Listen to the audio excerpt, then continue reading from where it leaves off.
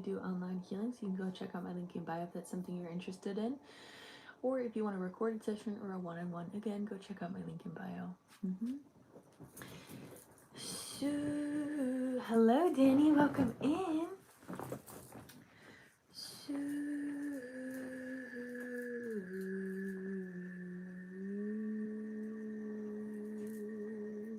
hello, Katie. Welcome, welcome. Hello, you guys. Thank you for being here.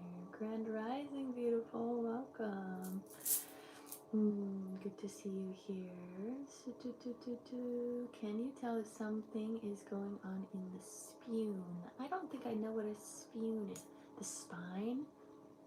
Yes. I do work a lot with the spine.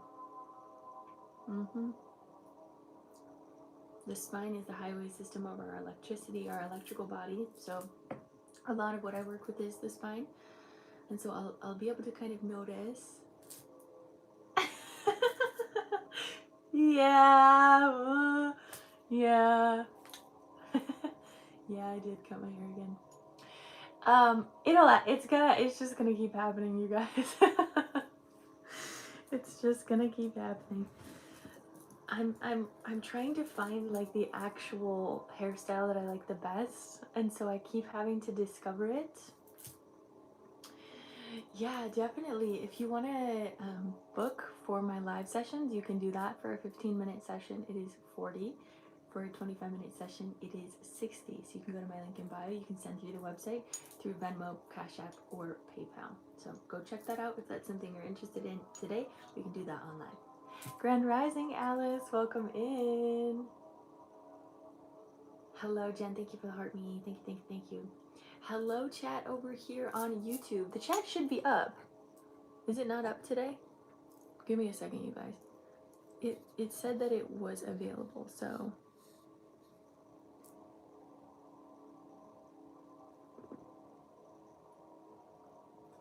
I think it's still, I don't know. I think it should be on. If not, someone DM me on somewhere. So,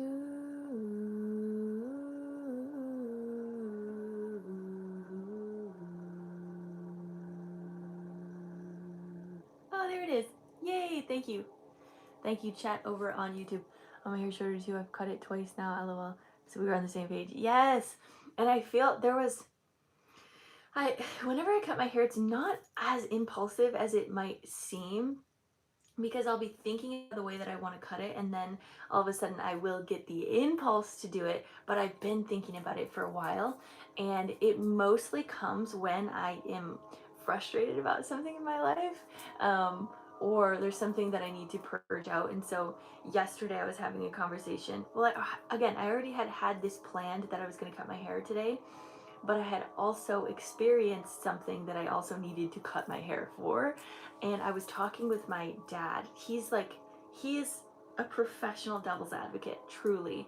And it's really fun though, because he often plays devil's advocate for his like men's Bible study. And so a lot of times me and him are very, very aligned on our ideology. He just doesn't fully understand how far I can go. Anyways, so we were talking about something. We were talking about, the Holy Spirit, and this is the really interesting part, is he brought up ascension, the ascension of Jesus. And so I was like, oh, whoa, we're talking about ascension. So this is very fascinating. So then we kind of talked about ascension and descension. I just posted a video on TikTok about this. And then it kind of got into like, okay, there's some things that he's saying that I don't agree with. Basically, like the idea that the Holy Spirit is either going to lead you in a good direction or a bad direction, or not. Like, if you listen to the Holy Spirit, you'll go into the good direction. If you don't, then you'll go to the bad direction, right? And I was like, I don't think it needs to be that dualistic. I think that there's more options than just two. And he was like, right, but I'm just simplifying it. And I was like, but I don't think it needs to be simplified, because I don't think the Holy Spirit can be simplified in that way. I think that there is so much progress that can be gained even in dissension, which is not choosing maybe the spirited way, right? So this is just something I was talking about with him. And then anytime I would kind of go on a little thing where I almost wanted to like talk about, the higher wisdom or the dimensions or like things like that, I had to like stop and be like, he's literally just gonna call me crazy if I keep going. So I just have to stop and be like, well, never mind, actually.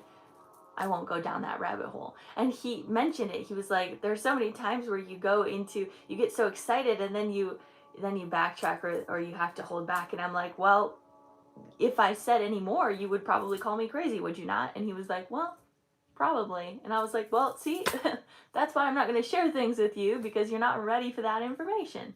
So then after that is when I went upstairs and I cut my hair.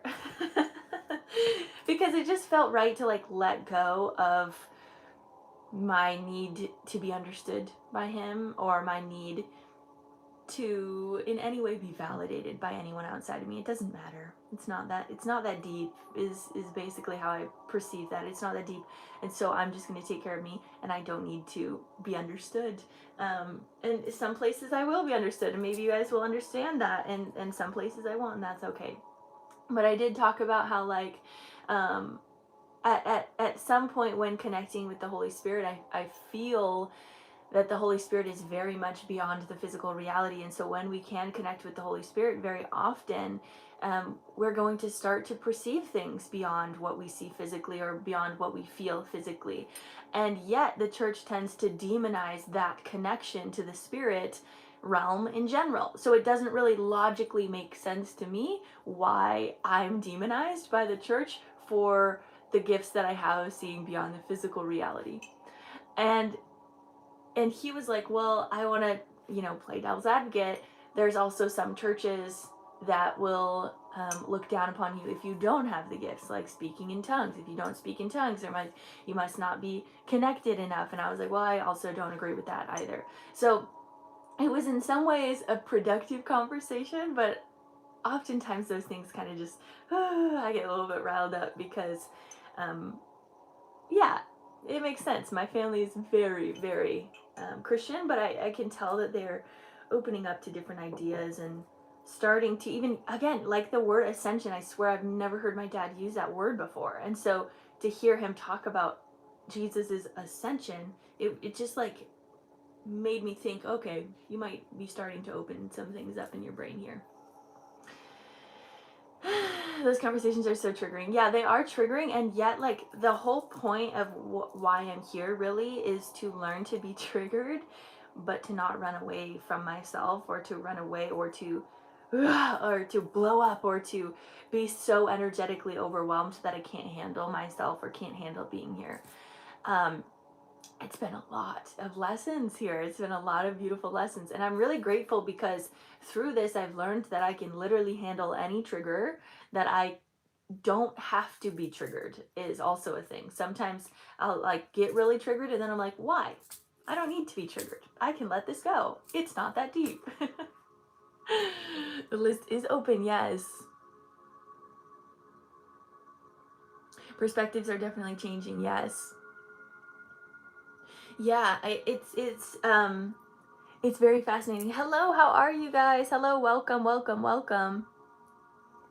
Yeah, that's not going to go over with a lot of people, but thank you, thank you. Yeah, so and I've been learning a lot about being triggered. Because life itself is a very triggering experience, especially this year, y'all. So we talked about this year in a lot of ways testing our faith, or testing our ability to handle emotional changes. And so that's what we're going to be seeing this year. There's going to be things coming at us that are like, can you really handle it? Can you handle the good things that are about to come? And in that, you have to open up your emotional state to be able to handle things.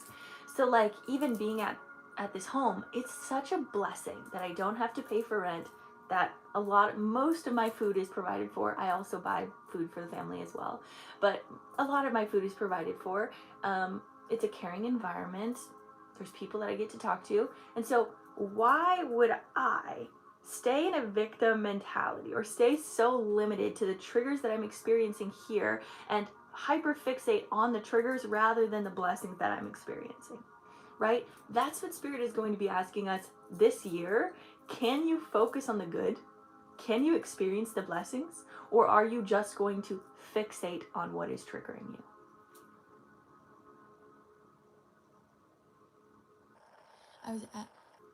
I was learning just to hold presence and observe without being triggered or detached. Yes, yes. I was at an AA meeting and the topic was on God. So many different perspectives. Ooh. But I was proud of myself because I graciously accepted everyone's perspective and my own. Oh, I love that, Katie. That's so beautiful. And that's it's a gift. It's a gift to be able to observe without being triggered. It's a gift. And all of us have that gift. It's just a matter of cultivating it, right? I really love that for you, Katie. Hello, Jamie. Welcome in. You have Sophia and Sheldon. I know, they're so sweet. Sophia is in heat right now. Oh, gosh. And I feel bad because I don't want to like punish her to like not be on my bed. So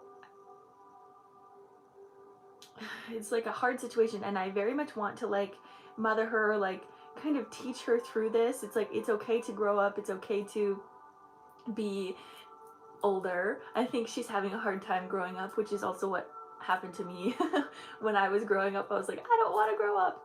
So I don't want to punish her that she's on her period or in heat. And so I've just been very gracious with her, but at the same time, it's like it's kind of a mess. It's kind of a mess. I'm trying to figure out how to deal with that. Thank you. How do you sign up? You can go to my link in bio and you can go through my website for a healing. It's going to be $40 for 15 minutes and $60 for 25 minutes of healing. You can go to my link in bio through the website. You can sign up through there, or you can send through Venmo, Cash App, and PayPal. Hello, welcome in. Yeah, so we did. Oh, the diaper situation. Okay, so we found a diaper for her and we like cut out a little tail, and she was like wearing it and it was like good. She was kind of frustrated by it. At one point she like figured out how to take it off, and then for some reason I was not thinking and I let her outside, and we were like, oh geez, did she pee in the diaper? So we took off the diaper and we opened it and it wasn't pee, it was poop. So she pooped in the diaper, and then she had all of this mess, and I was just like, oh girl, there's just so much going on here for her. So we had to clean that all up, and she hasn't had a diaper since, so she's kind of just, free bleeding. Love that for her. Oh jeez. Yikes. Yeah, it was wild. Hello chat over on YouTube. I'm sorry, Pops. This is why at first that I didn't have the comments over here, but then someone had DM'd me and was like, hey, can you put the comments on so I can say hi? So sorry about that, Pops. I know it can be a lot to filter through, so if you ever feel like it's too much, please, it's okay. It's gonna be fine. But thank you over there on YouTube for moderating for us, creating a safe space for this community. Yeah, thank you for being here, you guys. Okay, those were the story times for today. Okay, excellent. Thank you. We are just going to calm down the energy field. We're going to talk about the words of the day here as well in just a second. But how is everyone feeling? How was your weekend? I was pretty tired energetically on Saturday. And I've been doing a lot of rebranding inside of me. Horrible but getting through. Oh, sending you so much love.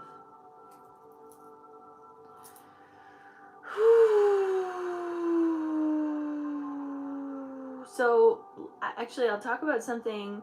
Hello, welcome over on YouTube. I'll talk about something that has been really important to me and has been really prominent, actually, has been the sound of silence. So each chakra has their own sound or their own sound that is connected to the chakras.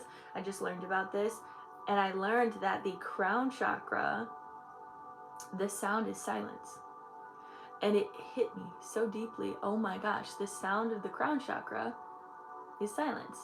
And so when we're able to meditate, the sound of silence is still a sound. It is the sounds of the body, it's the vibration, it's the sounds of the mind.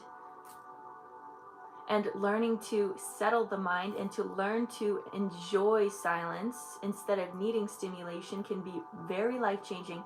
And so for a while, anytime that I'm meditating, I normally put like headphones on and I listen to meditation vibrations.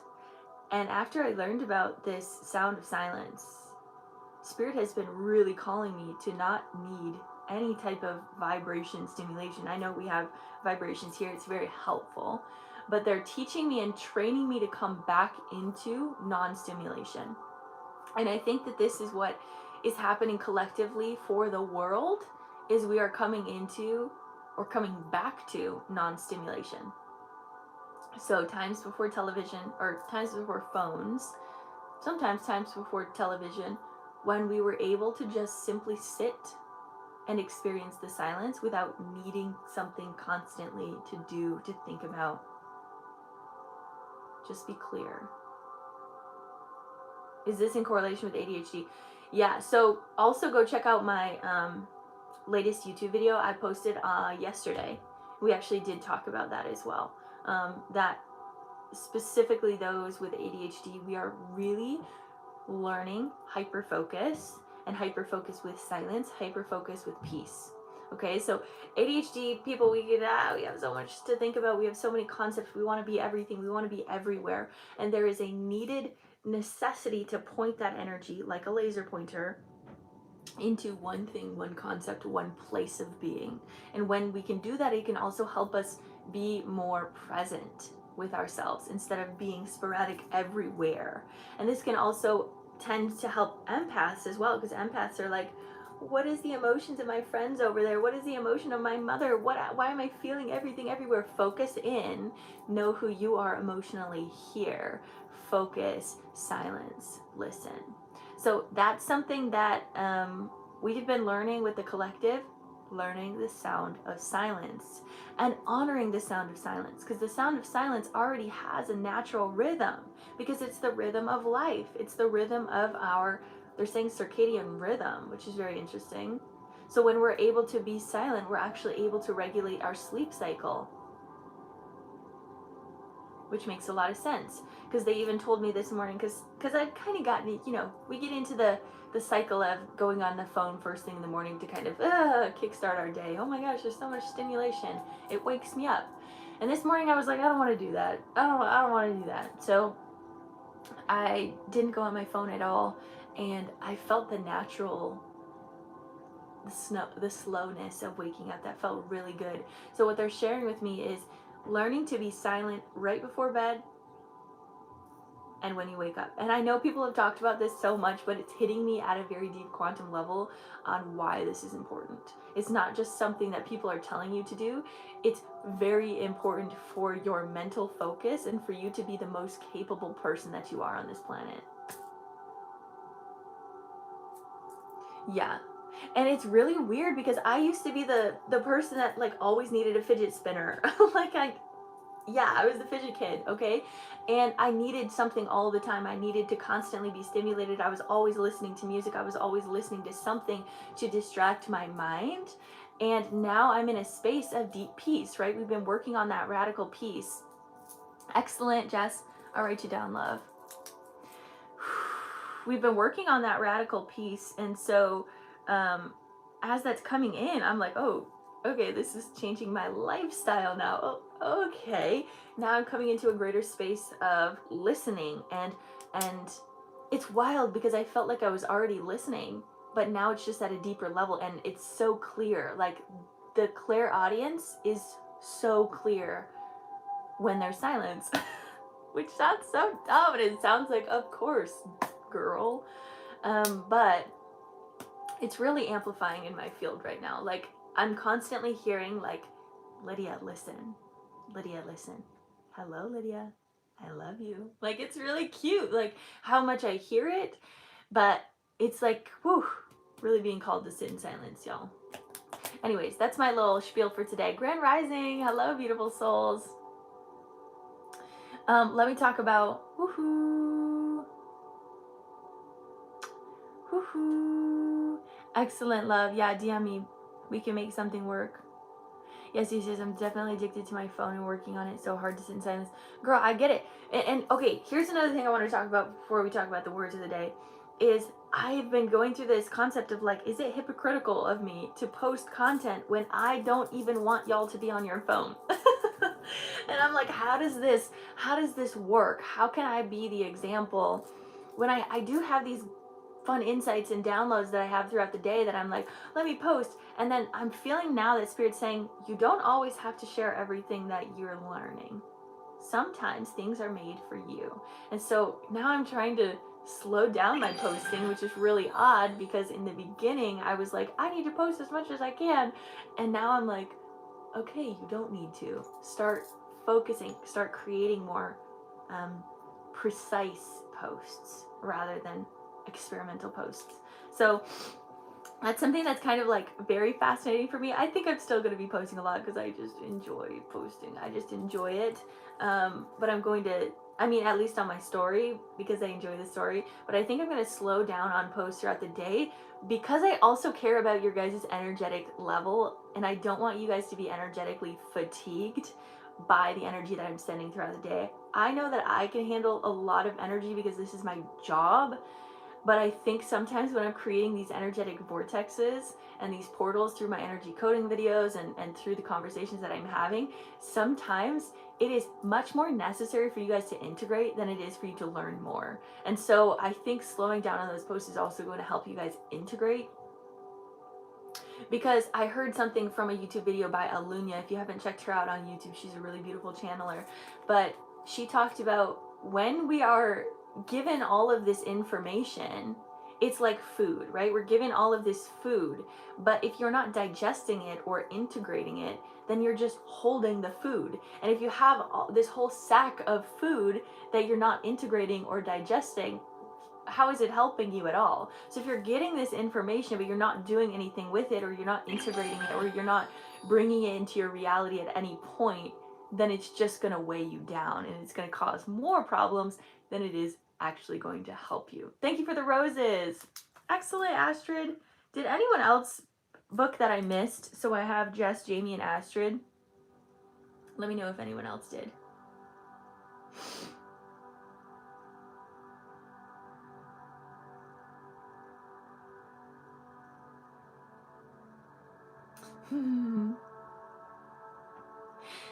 Do you have any videos on how to discern between ego and clear audience? I think I made a small like short, but let me write that down because maybe I'll make a longer content video. I have a couple video ideas listed. Give me a second.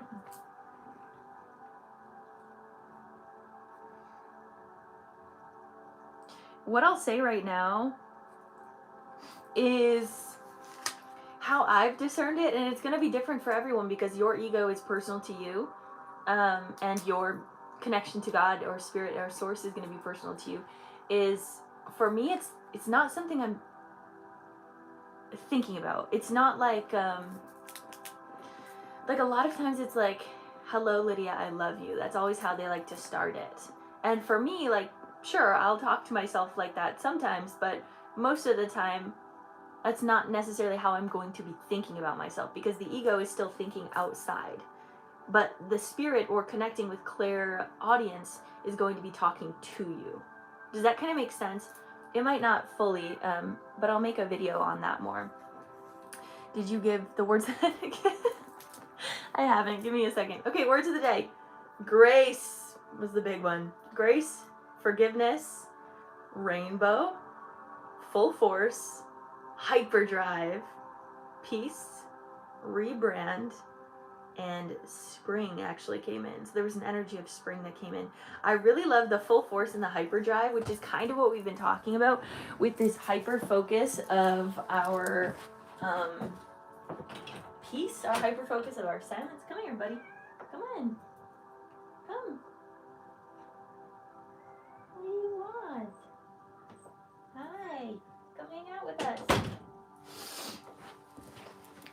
But then, of course, grace and forgiveness is words that we've been working with. But I think, again, it's really necessary to keep holding on to those words because of how much the collective needs it right now. Because again, if you didn't see my video that I posted yesterday about the Super Bowl, there is a lot of cinema. There's a lot of it's all theater. It's all theater. And so the concept, even with the halftime show, was literally made to divide the collective. It was made to make people a little bit angry or upset, but it was also made to kind of cultivate division, even though the message was that it was meant to be bringing people together. But they obviously knew that people were going to be mad about it, and it's just kind of frustrating. It's like, why did they have to continue to pin people against each other?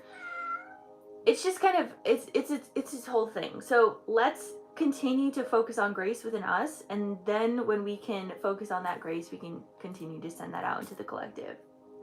So I also have been working a lot on rebranding, but branding myself in general. Seeing yourself as a brand can be really helpful in moving through this transition right now, because it can keep you focused on who you're wanting to become. So I've been doing a lot of work with what energetic aesthetic do I want to bring forward. I've been doing a lot of work with visualizing what texture am I? How do I show up in the world energetically? So it's this really interesting way of branding, which is energetic branding. It's like, how does my energy show up to others? So I'll be looking up these images of like water ripples, or images of bubbles, or images of certain color palettes and textures in that way. Like, I want my aura to be so prominent that people can feel specifically what I'm asking them to feel. And it's been very, very interesting, and I've been loving it because it's allowing me to fully know all corners of my aura and all corners of myself. And when I can know myself, others can know me better as well. There's a lot of lessons that I've been learning this weekend, by the way. Your Saturn return is officially in full swing in 4 days, and I'm already feeling insane changes. I love that for you. Wow. Abby, I'm honestly so surprised by that. I did not think that you were in your Saturn return era. I love that for you. I love that for you so much, girl. Lots of changes for sure. So you're going through your Saturn return, and we're also moving through this insane quantum shift right now. It's all happening for a reason. I love that for you. Your daughter is about to give her rainbow baby. I love that. Sue. Thank you. Things seem strange right now. Things are strange right now, yeah. Things are strange. There's more than one per life. More than one what? Can you remind me what I was talking about, love? More than one aura, more than one brand. All right, collective, we're going to get into these individual sessions. Thanks for listening today. I've had a lot of exciting things. More than one Saturn return. Yeah, I haven't hit mine yet. I'm still 24. Give me a second, you guys. It's crazy because sometimes I'm literally like, I think I'm 37, so I don't know what you guys are talking about. Time is super weird for me. All right, let's get into Jess's session. Honestly, I haven't done a lot of research on Saturn return because I am personally not experiencing it at this time. I think if anyone else in the chat has more understanding on Saturn return, please let us know here.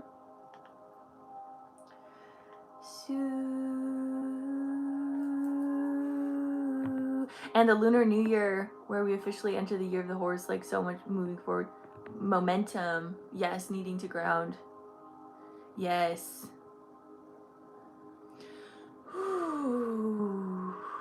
I feel like we're really stepping into identity. I agree. In your 40s. I agree. We're really stepping into a greater identity because we are, yeah, we just are. That's what I gotta say about that. Okay, let me do this for just a session. This is going to be a 25-minute session. Again, if anyone else did book and I missed ya, please let me know. So we have Jess with a 25-minute session, Jamie, and Astrid. Jess, is there anything specific you want to work on today? I think it just said intuitive. So we can make that happen. Karen,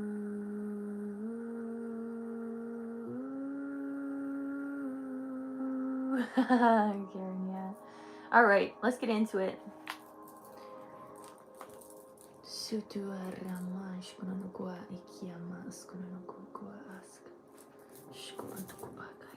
Y'all, it's hard to get comfy in jeans sometimes. Spirit-led or grid work. Excellent. Okay. Whew. Thank you to everyone that is here. And if you don't fully understand what's happening, that's okay. Just sit back and connect with yourself. I'm going to tune into my energy. And we'll go into Jess's.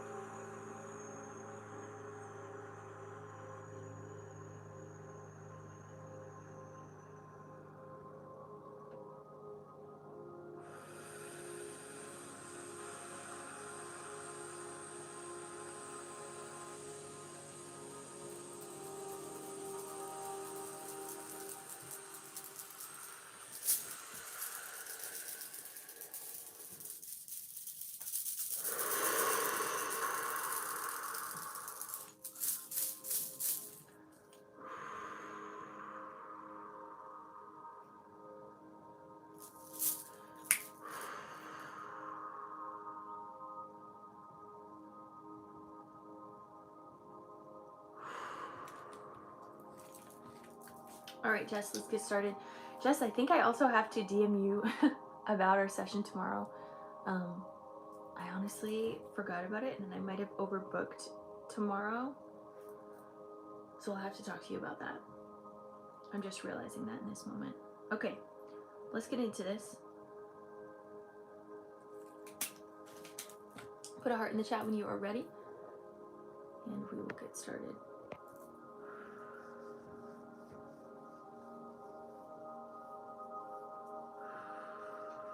All right, hand on heart, hand on belly. Let's take 3 deep breaths in together. Take a deep breath in.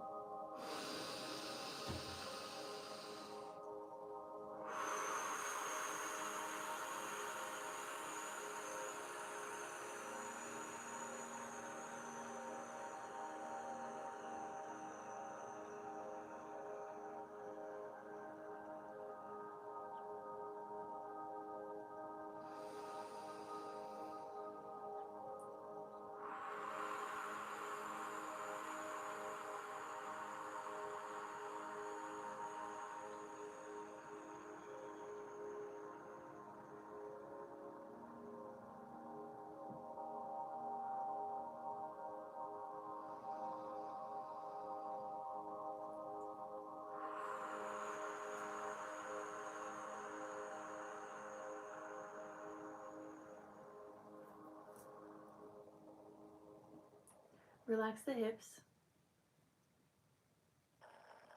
Just opening up your channel a bit deeper here.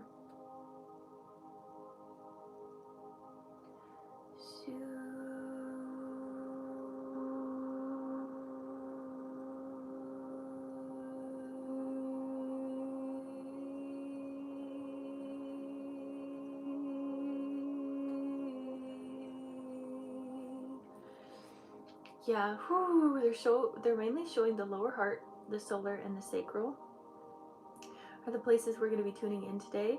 Um,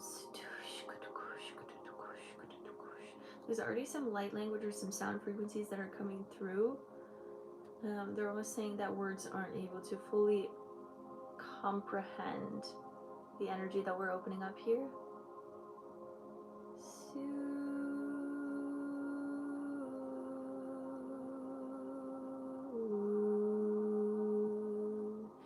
Yeah, so in the solar plexus right now, they're saying the word grace, but it's they're showing me like the word slippery as well, like allowing things to slip through you or move through you with grace. And again, not getting triggered by things that are around you or surrounding you that are not going in the way that you're always expecting it to go. They're allowing those triggers to completely wash out of your body as something that no longer aligns with where you are heading. These emotional triggers in the solar plexus specifically.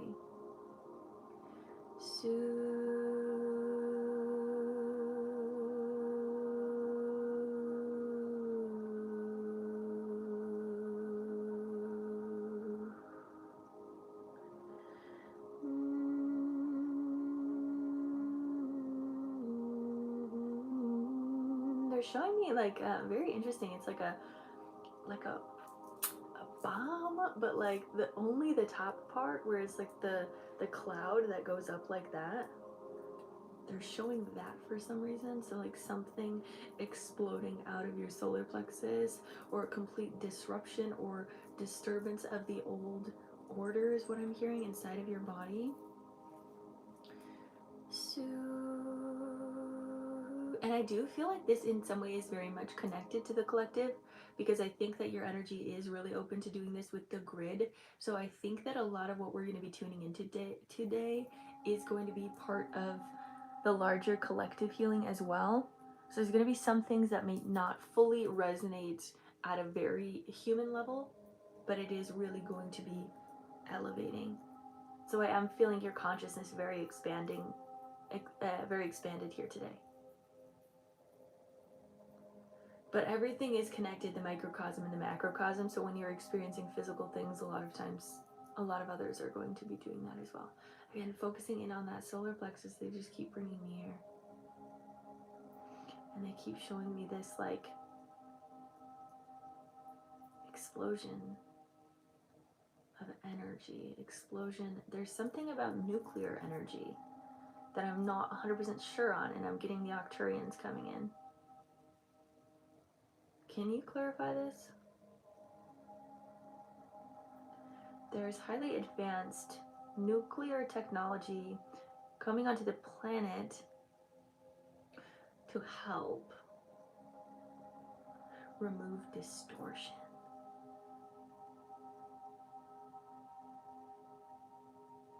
What? How? The electromagnetic frequencies of the nuclear activity, of nuclear fusion, is bringing people together. It's bringing electrons together. Nuclear fusion.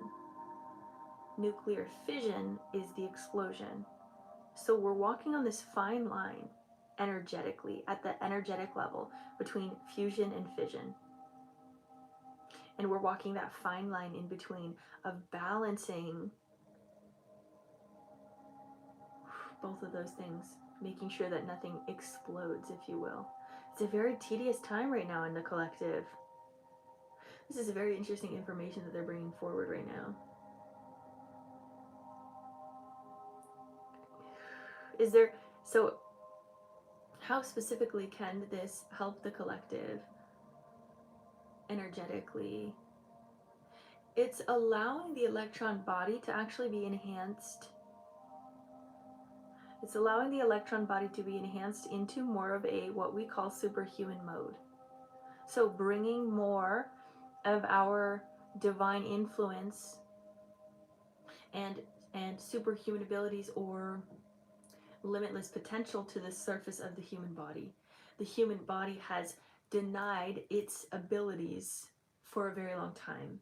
And so, with this connection to fusion or to unity consciousness, we are all starting to wake up to the divine gifts within us that is very much coming to the surface. Okay, thank you. Very interesting way of explaining that. I appreciate it. They're saying that the nuclear energy is coming from within and without.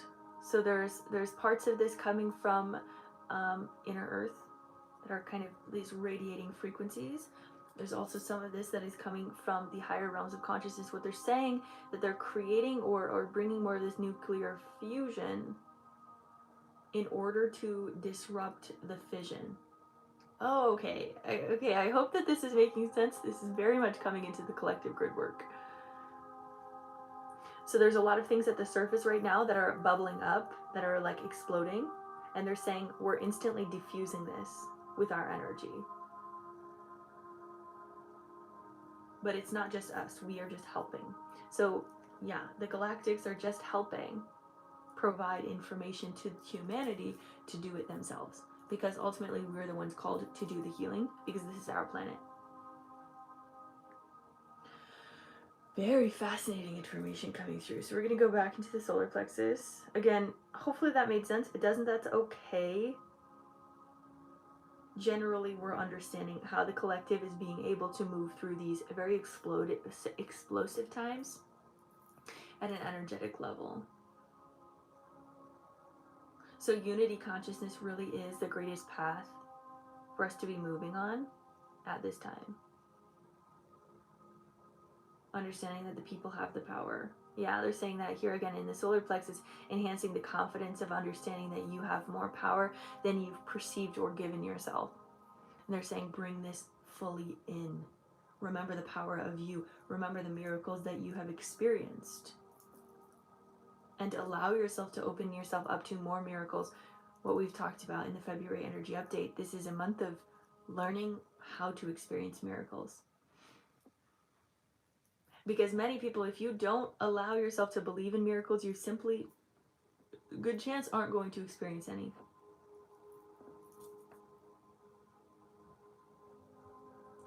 Good. Okay, so that's coming through, like we have multiple layers of the grid, right? The grid is connected to all of our chakras as well. So the grid is stacked and layered with each of our chakras. So this is affecting that middle part of the grid, the solar plexus. The solar plexus then, though, is able to help emanate up and down. So the solar plexus and the heart chakra and the throat chakra, those are the middle pieces that can shift through the rest of the body of the grid. So going into the heart now here, opening up the heart deeper. We're saying building greater relationships with self. Again, there's a lot of identity changes that are happening. And in order to truly know who you are, you have to really respect your identity and the way that you show up in the world. And if you don't fully respect your identity now, make the changes so that you can. Who is it that you really want to become? What is it that you really want to look like?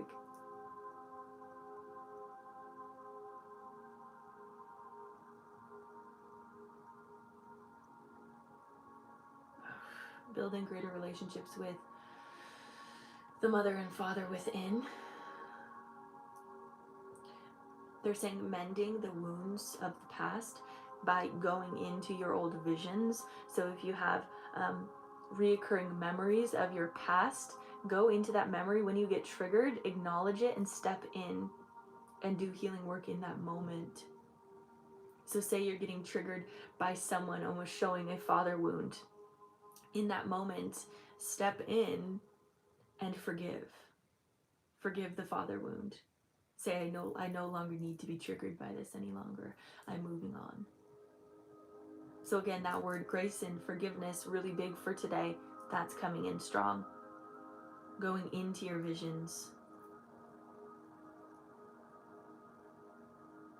Connecting deeper to the spirit within. Yeah,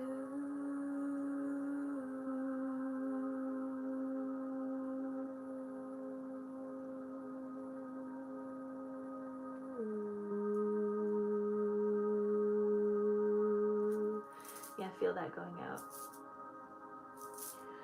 Ooh. Ooh. And what they're showing is that the television, right? It's just telling a vision. The television is going to be sharing visions of darkness, chaos, destruction, all of these things to keep the nervous system in a fear-based way. They're saying when you can acknowledge destruction and chaos as something that is not bad, but something rather that is great for the exposing of humanity, you are unstoppable. You cannot be stopped, and you cannot be hindered, and you cannot be pushed down. So start to understand how to embrace deeper the respect of chaos and darkness.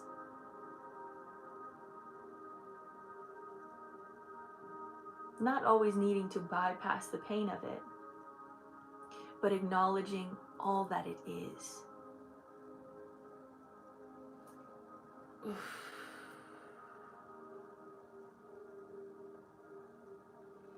And then they're coming up into the high heart here, connecting the collective with deeper intuition. And again, most of the collective is coming into a greater unity consciousness here now, that we're all able to have, if one of us has an idea about something, the collective instantly all connects with us. All of us are thought leaders. So if I've told you before, if you're a leader in the world in some way, you can understand it in that way, that you're a thought leader. If you've been giving yourself the time to think about things, understand that you're a thought leader, and that is important for the evolution of humanity. Thoughts move much quicker than physical data can be attained. And because we are moving so quickly through this evolution, the thoughts on how we are thinking and how we are showing up in our thought is very, very important. And also the way that we are expressing ourselves is very important.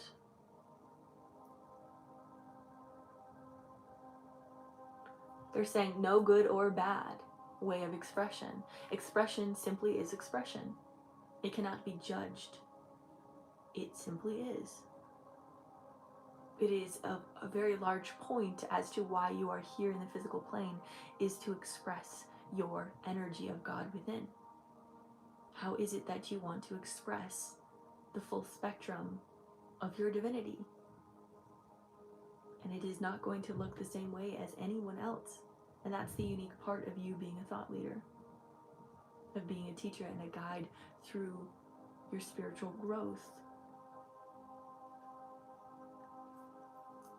Trust yourself, bringing more light down through the crown, third eye,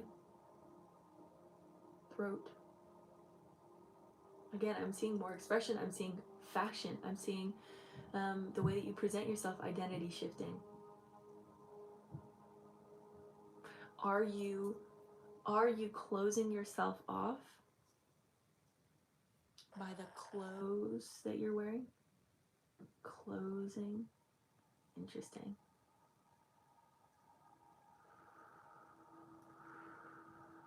You're allowed to be perceived in high regard. How do you want to be perceived? Opening up deeper in the throat chakra here. Again, expression, the way that we're showing up, the way that we're sharing our creativity. This is going to be enhancing a lot in your field. They're saying Adam's apple. Something about maybe even eating an apple. Allowing you to lower the voice. Not sure.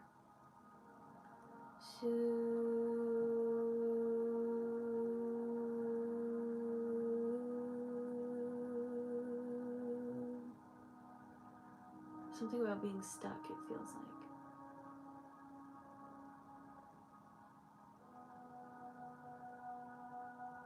Huh. I'm gonna think about that. There's a lot into that word of Adam's apple. And I know you don't have an Adam's apple, but they're showing an analogy to something here. Like eating of the wisdom, right? Adam ate the tree of wisdom, and then it stuck. It wasn't digested. It wasn't fully digested. What we've been talking about, what I was talking about earlier of when you're getting all of this spiritual knowledge, but you're not actually digesting it, you're just holding it. How is that going to be helpful? Now it's the time of deeply integrating that, bringing it to the surface, creating that physical action, the action of integration. And they're showing me meditation. Again, really, truly sitting in silence.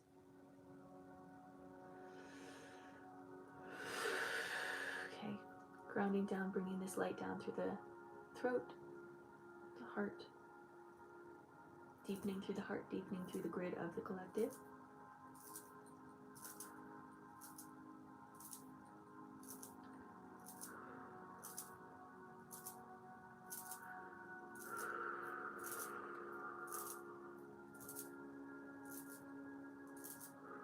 Down through the solar.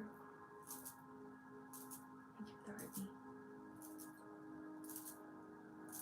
More confidence into the field as we are very confident in our spiritual abilities to handle the spiritual warfare. That's no longer a war because it's already been won. Holding the confidence of knowing that it's already been won, that it's already done, is going to be a very helpful tool as we're navigating through the physical witnessing. They're almost showing, it's like they're saying shell shock, which is interesting, but they're showing like the after effects of this like loud sound. You're still going to get hit with the ripples, if that is making sense. They're saying that this year is still the ripple of completion. Things are already complete, it's still just having to manifest physically. So stay confident in the knowing that the battle's already been won. It's already done. We're just watching the ripples. And the more that we're able to integrate these ripples, or able to integrate the changes in reality, the easier it's going to be for us to move into New Earth, Garden of Eden, Divine Matrix. This is what they're showing me. This has been a very interesting reading. Very interesting, very interesting. Lots of cool things here for the collective that they've been sharing. Okay, continuing to spread that confidence all the way through the collective, and specifically also unity, because we don't want just these spiritual people to believe that we have the power or that we know more, because we only know one side of the story. We know one perspective of the story. Allowing complete unity consciousness of all ideas. It's okay that someone thinks differently than you. That is respected in this state of being. But they also need to respect you. But everything is a reflection. Again, this is very collective here, going into the grid. They're showing me a connection of religions, and it's going to be a very interesting connection. It's going to be a lot of emotions for the collective. Okay, good. Okay, going down to the sacral, opening this up a bit deeper here. Feeling soft in your strength. Feeling graceful.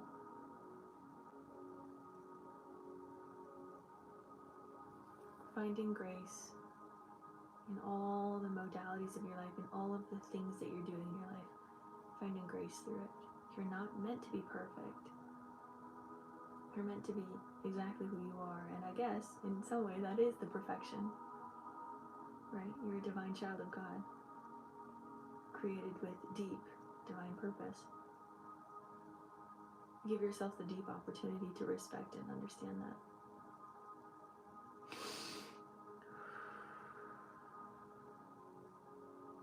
Divine innocence moving through the collective. Divine gentleness moving through the collective.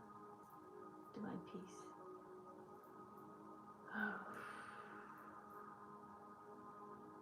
Going down to the root chakra and opening this up here. Ooh, and grounding all of this in. Hello, welcome in. Grounding all of this in, relaxing the bottom of the root, opening the hips deeper.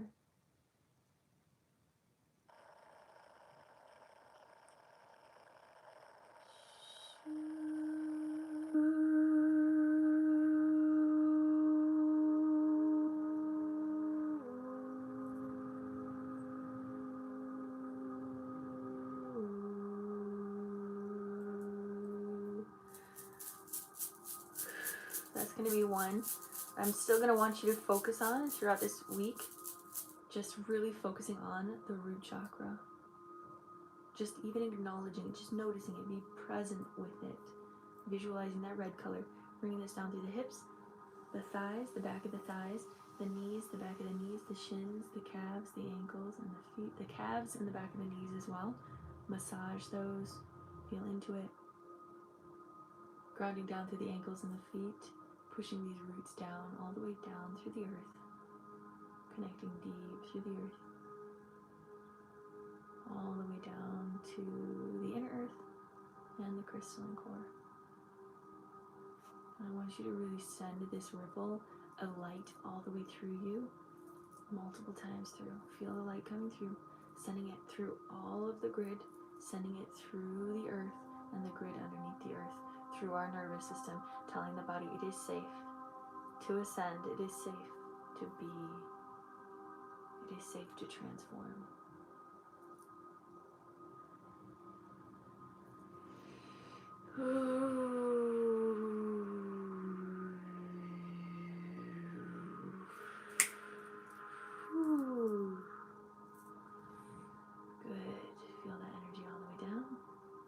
Connecting with the crystalline core, bringing this unconditional love back up through your roots, your feet, ankles, shins, calves, knees, thighs, hips, root, sacral, solar, heart, throat, third eye, and crown, all the way up into the heavens. Allowing this to be your truth if it feels right to you, and bringing this energy all the way back down and around you. So it is. Beautiful. Releasing out any last energy that didn't serve you, letting it go, letting it flow. Letting it go, letting it flow. Letting it go, letting it flow. That was a very interesting collective session, or like grid work session that like really was tuning into the collective. It was very, very fascinating. All right, bringing unconditional love into every cell of your body, illuminating from the inside out, appreciating the love, the joy, the peace, the bliss, the honor of being alive here in this present moment. I see you, I love you, I honor you. We're going to bring some golden light energy all around the aura, keeping you safe, sane, and protected, embracing the beauty of who you are and honoring your soul journey, bringing abundance all the way through you and into the collective consciousness field as we all shift together. Take a deep breath in.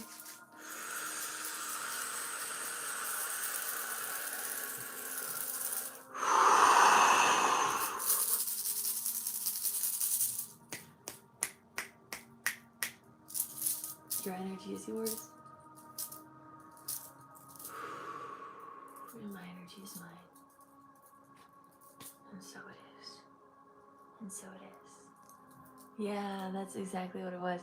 It was really beautiful. It was very fascinating. It was like so expanded too. It was like I was feeling everything in that session. So yeah, thank you for letting us tune in and do some collective healing through you, through your energy field. Make sure, we connected you back to yourself, but make sure that throughout the day you are noticing when you're connecting in with the whole grid and when you can come back to yourself. and just being present with that silence, like what we've been talking about. My list is open. Yeah. Beautiful. Yay. I'm so glad you're here. You sent in for a session, Abby? Let's go. Okay. So I think Willow, 40 for 15 minutes and 60 for 25 minutes.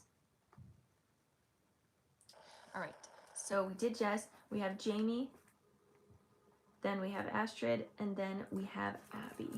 Jamie, where did you send in? Was it Venmo? Yes, love. And let me know if you do send in. So what I am doing is energy healing, quantum shifting, quantum healing, anything you'd like to call it. You could also not call it anything, and that's okay too. Excellent. So we have Jamie with a 15, Astrid with a 15, Abby with a 15. So yes, Jess, I might just move it back like 15 minutes. I'm hoping we're still gonna do the session. I just have a session that's gonna be finishing at 2. So I just might have to move it back just a little bit. But that's the only thing I will DM you about that.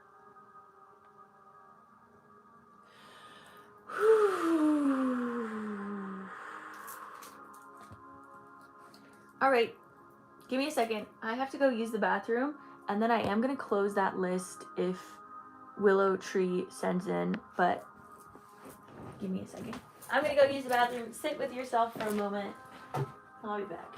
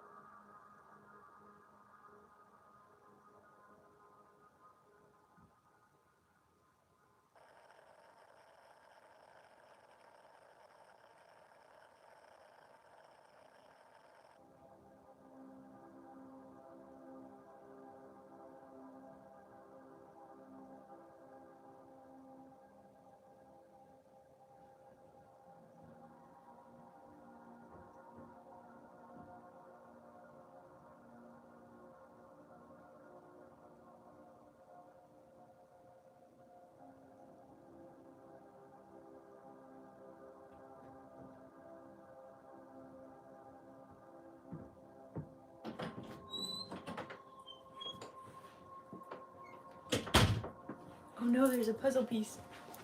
Let's see if I can get it.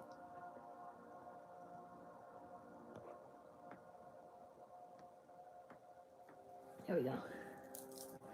All right. Oh gosh. Let's get into it, Jamie. Jamie, is there anything specific you want to work on today? Thank you. Thank you. Make sure you guys are drinking lots of water if you're in here.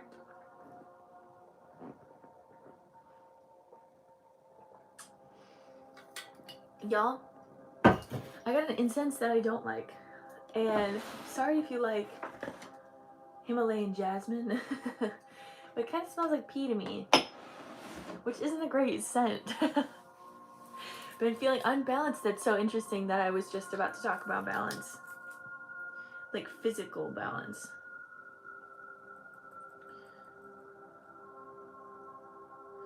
And this is actually something I talked about with my mom as well. Physical balance manifests with spiritual balance as well. So anyways, let's get into it then. This is again going to be a 15-minute session. Let me get my energy ready.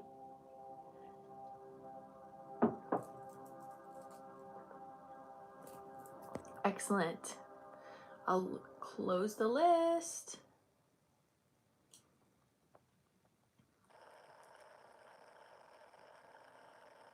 All right, let me get started.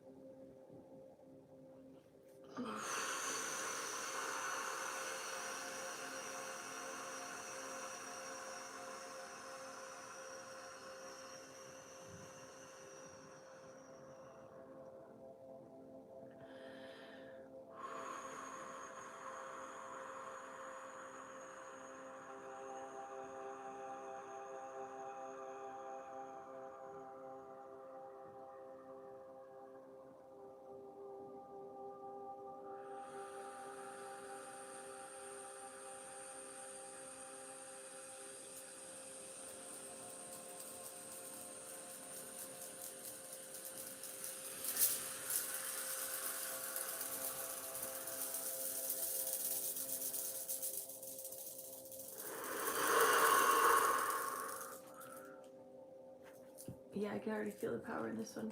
All right, Jamie, put a heart in the chat when you're ready and we'll get started, love. I'm excited. I love a good balancing sesh. 7, 8, 9, 10, 11, 12. All right, beautiful. Put a hand on your heart. Put a hand on your belly. Let's take 3 deep breaths in together. Take a deep breath in.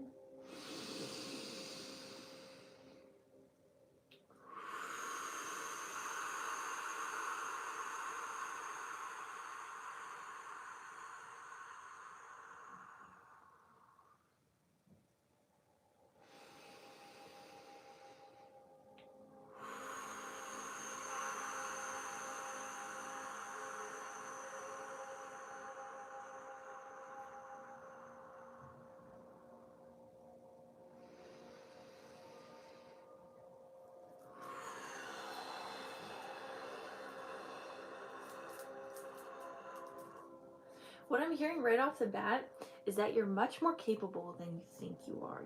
You're almost not giving yourself enough credit for your ability to move through these changes. The other thing that I saw was, as always, when I work with balancing, I will like to bring yin and yang symbols on all of the chakras. So that's what we're going to do real quick. I'm going to bring some light all the way through your crown, third eye, throat, heart,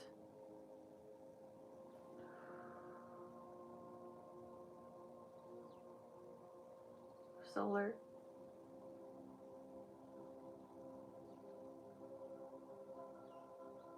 sacral, root, hips, thighs, knees, back of knees, shins, calves, ankles, feet, pushing down all the way down, grounding through your roots, connecting into the crystalline core, helping you stay balanced between the heavens and the earth. Beautiful. Bring that light all the way back up and back down. Just flushing out your system right now. We're just going to kind of keep it flushing. You can visualize a waterfall. You can visualize light, whatever feels good to you. Just keep flushing out your system, making sure that there's no stagnant energy in your field. I'm feeling specifically throat, heart, solar. Lots of energy that wants to move here, but since it's kind of the middle, okay, which also makes sense with what I was talking about balance. Balance physically, you're working with your core. You're working with that core part of your body, this part, the torso. That's going to help you physically balance your energy, because it's all manifesting together. When your energy is out of balance, your physical is out of balance. When your mind is out of balance, your energy is out of balance. All of these things. So they are going to be asking you to do more work with your core strength, and doing different balancing acts, like standing on one foot, going to the other foot, doing maybe even certain yoga things or even Tai Chi. Feels like Tai Chi could be really good here for you as well. Tai Chi is a really good way to help balance the body. Okay, let's bring in those yin and yang symbols here on the crown chakra, spinning here. Balancing out the heaven and the earth. So I'm actually feeling now down towards the feet and doing another balancing here. Another yin yang symbol. And allowing those to spin. So feeling the heavens and the earth connecting, 11:11 on the clock. Through you, good. I'm going to go into the third eye here, balancing both hemispheres of the brain. Balancing the left and the right. Balancing the feminine and the masculine.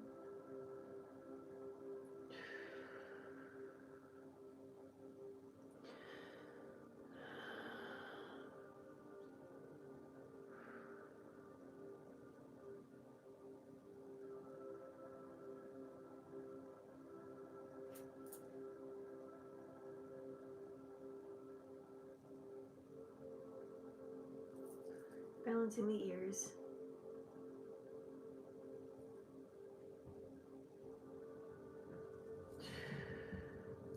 Balancing the eyes.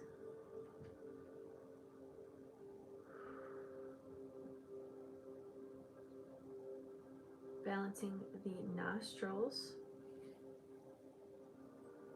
and the sinuses.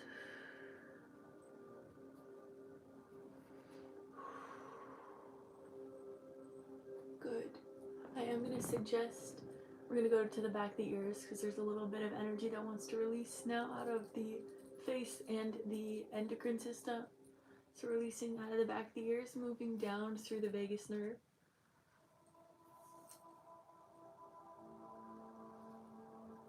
Going down to the clavicle, pushing over. Oof. Oof. There's some stuff on this clavicle that's really connected to the heart. Oof. Yeah, there we go. Oof. Pushing that over to the armpit.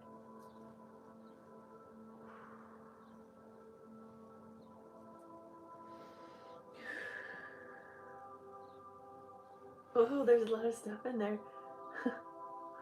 And then going over to the shoulder. Down to the shoulder and balancing the left side of the arm and the neck. All the way over to the hand. Ooh, feel that. Maybe shake out the arm. Ooh, is bringing up fear. Good to note. Good to notice. Go to the other side, the back of the ear, going down to the neck. Yeah, that makes a lot of sense. A lot of changes. Noticing also where you might be absorbing in your heart other people's energies. So again, that's going to be something we're learning a lot here. Going to the clavicle, pushing over. See, this one doesn't feel as strong as that one that was closer to the heart, but that could just be me. Yeah, there's not as much over here. It's definitely closer to that heart space. Okay. Going over to the armpit. Still lots to release though.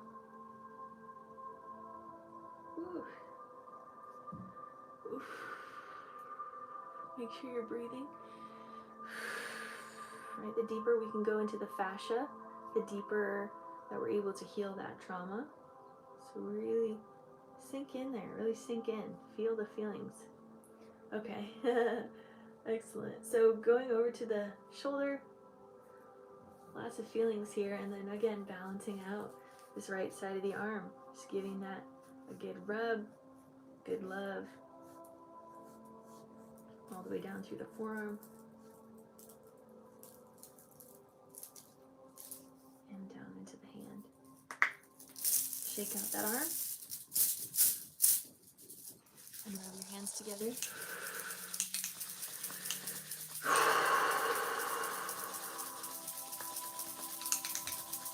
till you feel heat, and then open it up. Practice feeling your energy here, opening it, kind of pushing that energy together, starting to feel the energy, growing that energy bubble.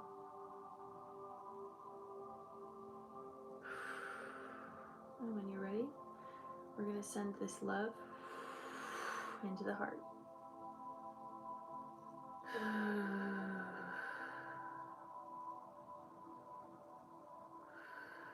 Giving yourself the space to release any fear, to fully be there for yourself, to feel the warmth. And if you want, you can even massage the heart itself. Give it a little bit of love. Still kind of feeling into that side. So massage over here as much as it feels right.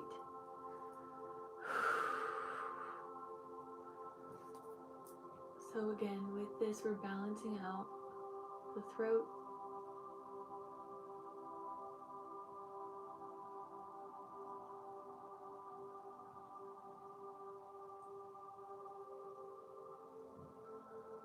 what I'm hearing is speaking with both sternness and softness, with respect.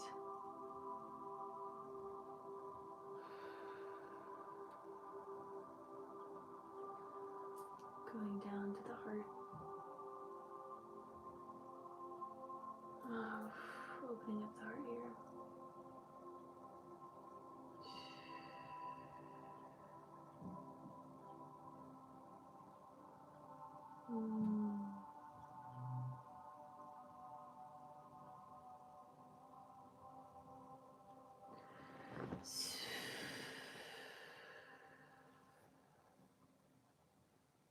Okay, putting that yin yang symbol here. Balancing the heart.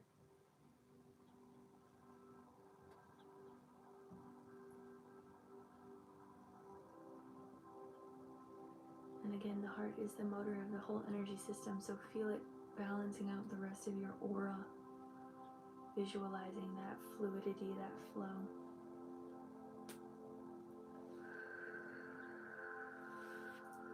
Feeling the heart expanding with ease.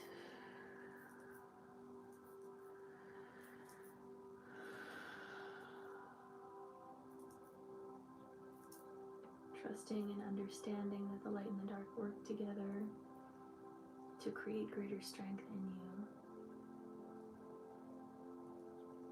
Trusting that the changes in your reality are all happening for a reason, for your highest good.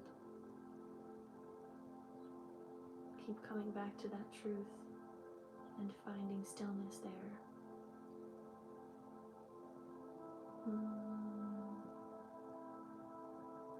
Feel it in that lower heart. I'm feeling the lower heart kind of towards that, more the left side. Feels like actually what I'm feeling is a mother wound. This could be a collective mother wound. It could be your personal mother wound, or it could be you being a mother. Opening that up. What I'm hearing is invalidation. Not needing your experiences to be validated in order for you to still find your truth. Your truth is very strong and stationary. Allow your truth to validate yourself. And when others come to moments of questioning, that you're still stable. There's a lot of people that are moving through a lot of questions right now. And you may be one of them. But trust your truth enough to be a stable ground for others as well. Release. Good. Bringing that down. And we're going to go in and balance the solar here.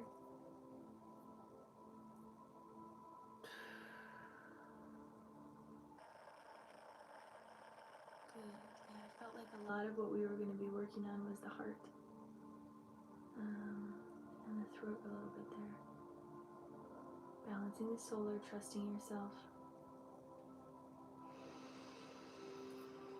Trusting your truth. Your truth doesn't look like anyone else's, and that's okay. Good. Down into the sacral. Balancing the sacral, the yin and the yang.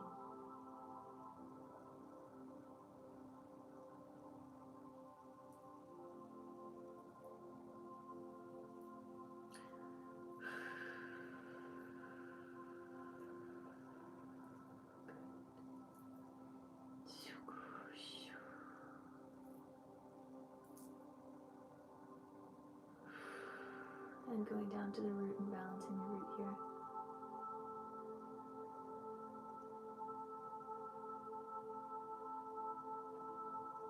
Steady the breath.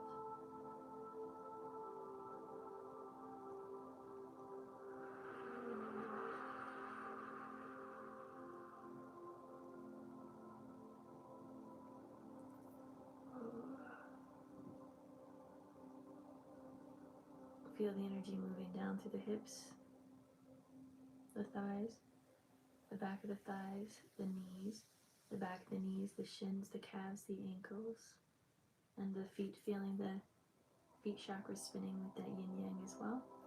Bringing this down through the root, balancing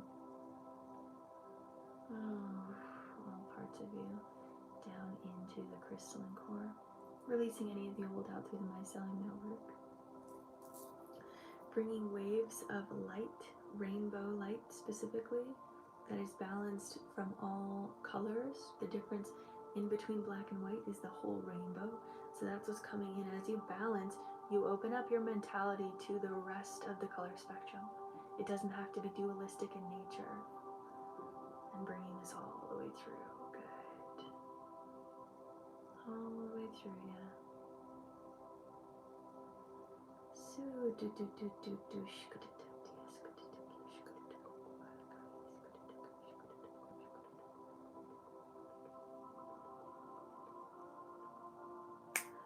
Good, beautiful. All right.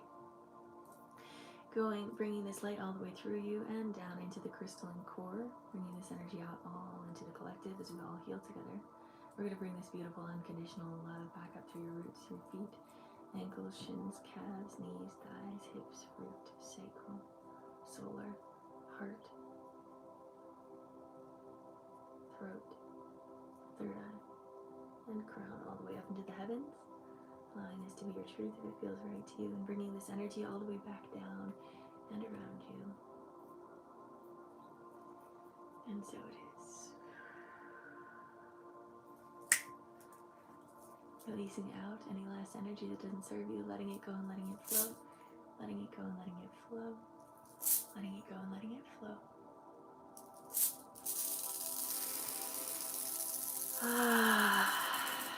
Good love.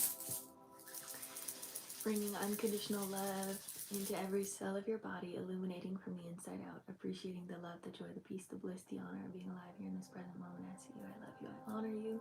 We're going to bring some golden light energy all around your aura, keeping you safe, sane, and protected. Bringing abundance all the way through you and into the collective consciousness field as we all shift together. Take a deep breath in.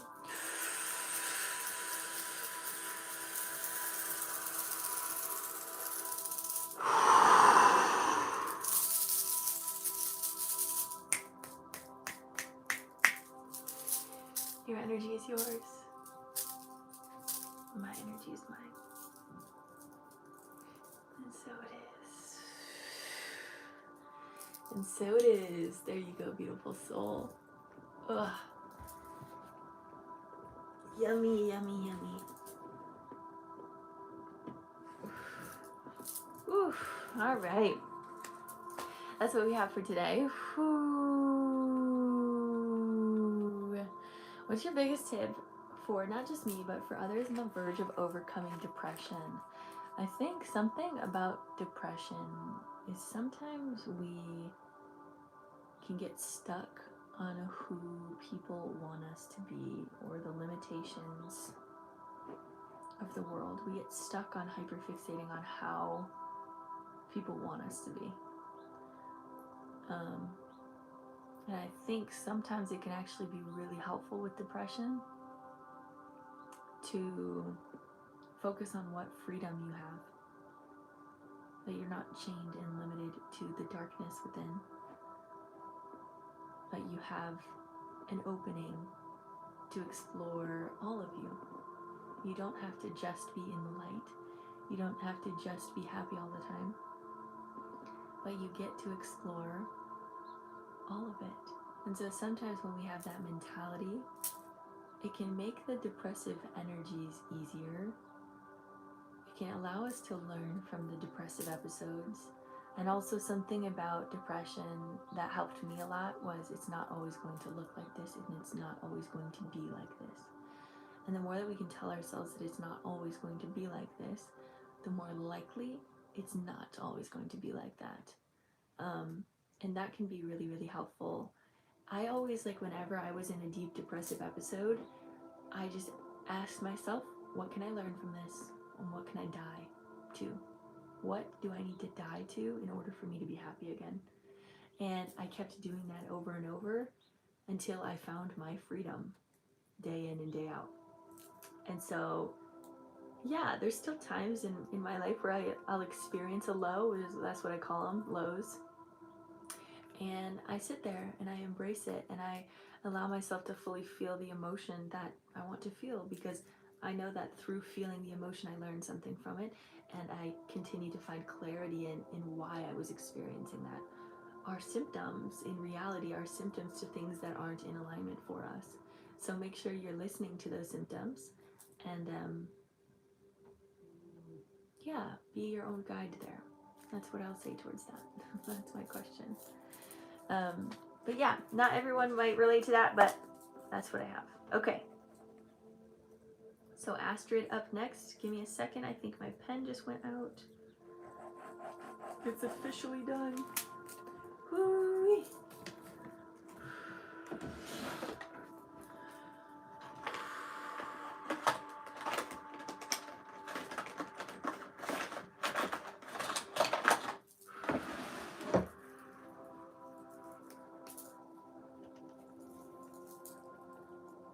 All right, so if you guys are in here, make sure you guys are drinking lots of water. Astrid, it just says intuitive. Let me know if anything during the session comes up that you want to work on, and we can make it work for you.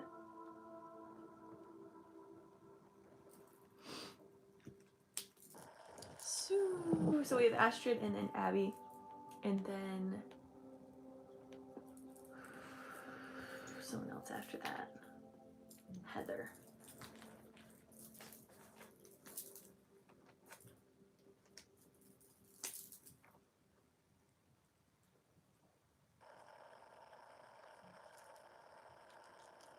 All right.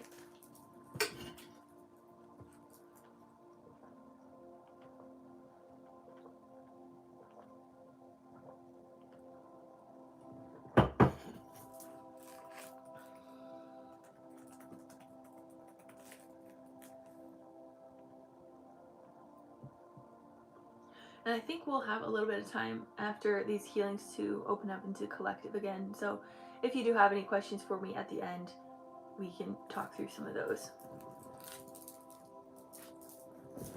All right, all right, all right. So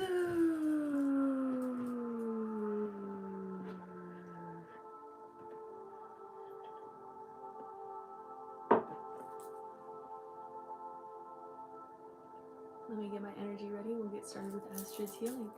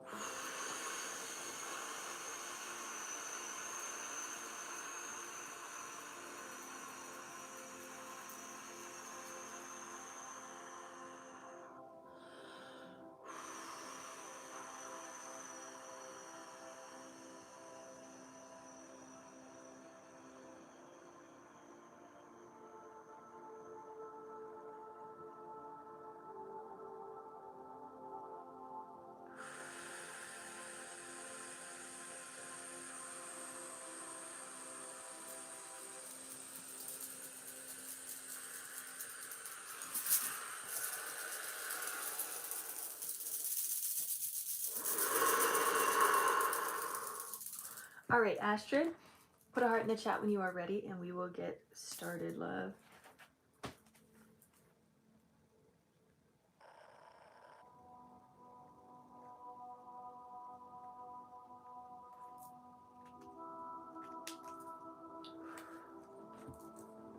Beautiful. Put a hand on your heart, put a hand on your belly. Let's take 3 deep breaths in together. Take a deep breath in.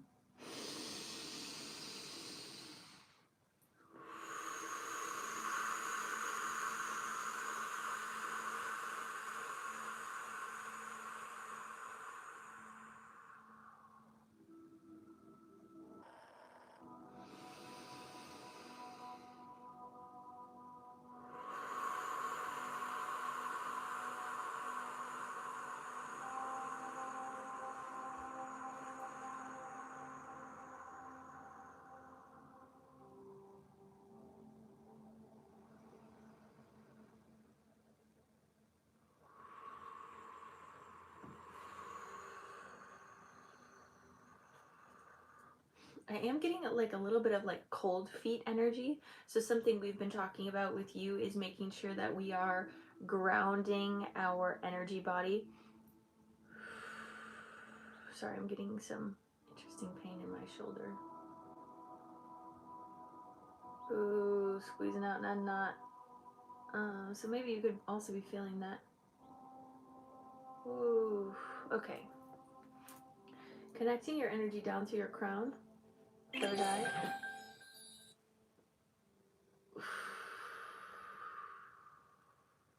Strong third eye. Down through the throat.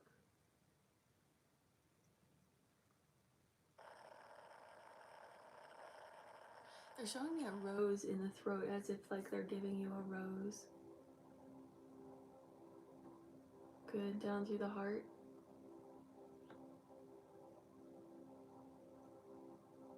They're showing me spider webs here, like maybe it's the fascia around the heart, or it's the energetic web that you've used around your heart, kind of like the crystalline cathedral. I'm seeing like this beautiful webbing around the heart. It almost looks like lace as well, like this energetic lace, which is kind of beautiful.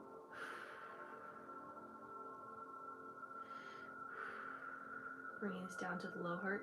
I am feeling something with mother energy, mother wound.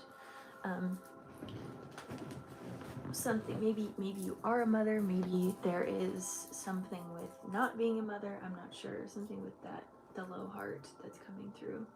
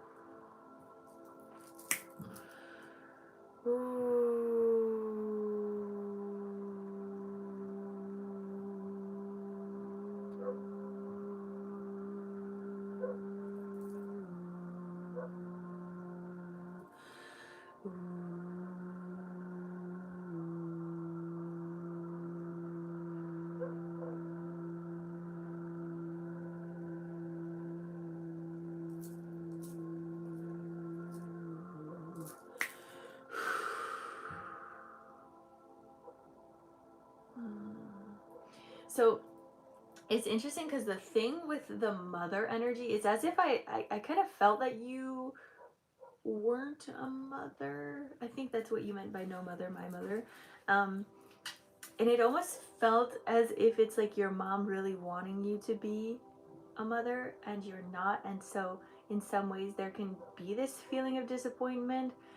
I also don't want to project that onto you if that's not the case, but I kind of am feeling that in the low heart, and so I'm really releasing that. I'm kind of feeling a little bit of like judgment that is being released, and again making sure that we're not living for the validation of others, and I don't think that you are. And I think because of that there is this this almost like almost like your motherly energy almost energetically wants to be like, no, do this. And you're like, no, I don't want to. It might not be physical, but it might be very like emotional or energetic. And again, maybe it won't resonate, and that's okay too.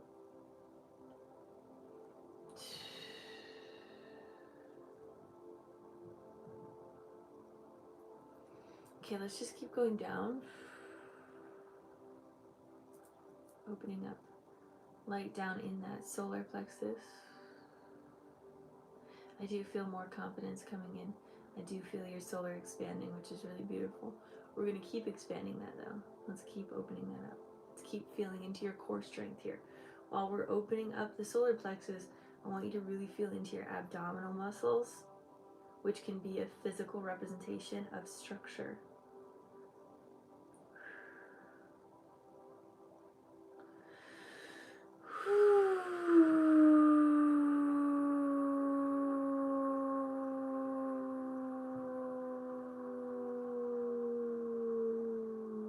So lots of sounds that are wanting to come through your field.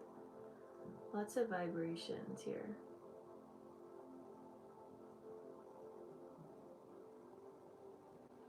So, I don't know if you play an instrument, but maybe that's something to bring back out, or allow your voice to be an instrument.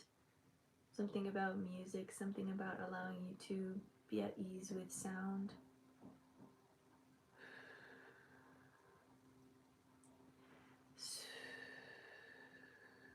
You work with your chakras? Nice. I work with frequencies.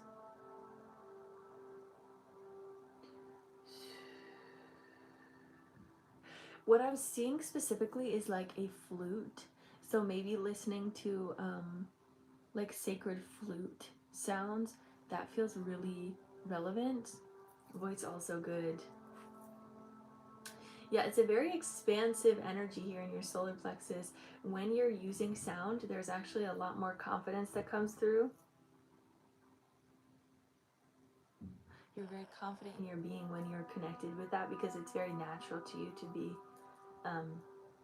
in sound, with sound. Going down to the sacral, opening this up.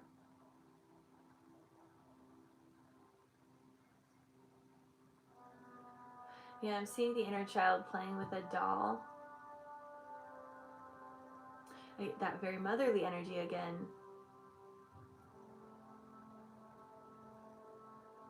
Motherly energy. There's something about this mothering. I'm not really 100% sure what it is. And maybe it's like energetic mothering, because that's how I feel as well. I don't have kids, but I'm very much like an energetic mother. So maybe that's something that's been cultivated in you, and that I'm just feeling much stronger here today. The more that you're confident, the more that you're standing in your power, the more that that energy is able to come forward. Yeah, they're saying the more that you're able to trust the world, the more that your power of mothering comes forward. The more that you can trust yourself, the more that you can not be as guarded energetically. And so I'm feeling that coming forward much stronger in your field. Yeah, they keep just showing me your inner child playing with a doll. Something about that. Anything else towards that, Spirit? They're saying that they're wrapping you with so much of this motherly protection. It's just very cosmic mother, very, very cosmic mother energy. The cosmic womb, the cosmic mother, deeply feminine in nature. All of this stuff coming through. And I'm seeing the womb. The womb is a creative portal. It is an opening to the cosmos, basically. So I'm looking into your womb, and it's just like all of these stars. They're wanting you to really be connecting with that womb space. And if you can, like, draw more, or any, like, literally just scribble, they're saying, is going to be helpful to get some of your ideas on paper through art, through scribbling, because you have a lot of really good ideas. You have very innovative and life-changing ideas, it feels like. But the more that you can give yourself the space to bring those out, the more that it's going to help others. So that's what I'm seeing here in the womb. I'm going to have the Cosmic Mother come down and bring a star into the back of your womb and kind of just hold up the back of your spine, as there's a lot of energy flowing to your womb at this time. And she's kind of like massaging the front and the back. I'm going to have Mother Mary, Mary Magdalene, come in and also do a massage, womb massage on the front of your womb, and just really stay connected here with the womb. And this is allowing your energy to again be closer down to that grounded state. The more that you're grounding in, the more you're seeing these really strong feminine gifts coming online for you.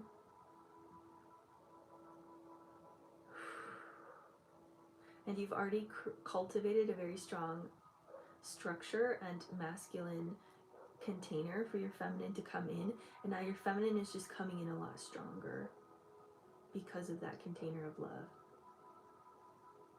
Okay, so we're just going to keep bringing that light down. You might feel warmth in your sacral.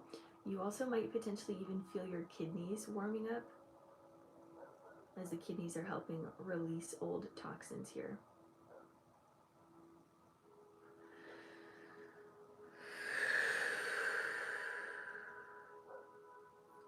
And down through the hips and down into the root chakra. So allowing more of this to flow here in the root chakra. Very warm, yeah. There's a lot of enhancement happening in your field.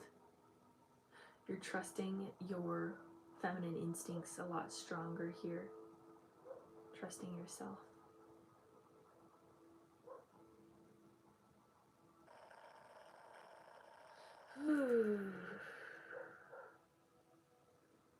It's a little bit hard, again, still to open up that root chakra, and that's okay.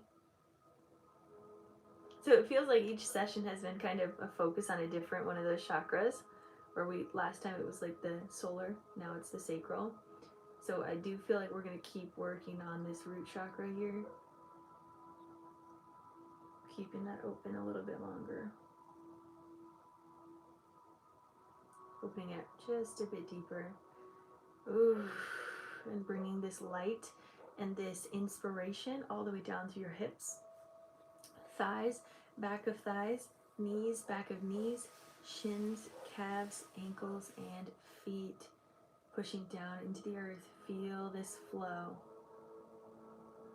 I want you to feel whatever color you like to see with the sacral. It could be orange, it could be pink, it could be white, it could be whatever color you want. Allow that to continue to flow through from the crown, the third eye, throat, heart, solar, deeply in the sacral. Feel that full flush, that washing out, down through the root, really opening up that root, giving more permission to the root to open, down through the hips, thighs, back of thighs, knees, back of knees, shins, calves, ankles, and feet.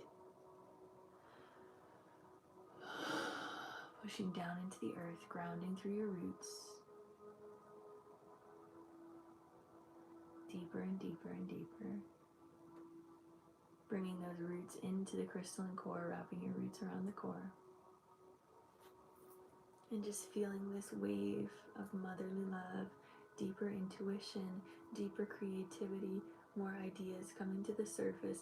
All of these things, allow them to manifest and really connect in with the womb. I will suggest after this rubbing oil on the womb and just connecting with it, loving on it. You can even rub the back of the kidneys to connect to there as well. Okay, so that's what I'm going to suggest here for today. Grounding all the way down. Bringing this light all the way through you, down into the crystalline core. Wrapping your roots around the core, bringing unconditional love back up through your roots. Feet, ankles, shins, calves, knees, thighs, hips, root, sacral, solar, heart, throat, third eye, and crown, all the way up into the heavens. Allowing this to be your truth if it feels right to you, and bringing this energy all the way down and around you. And so it is.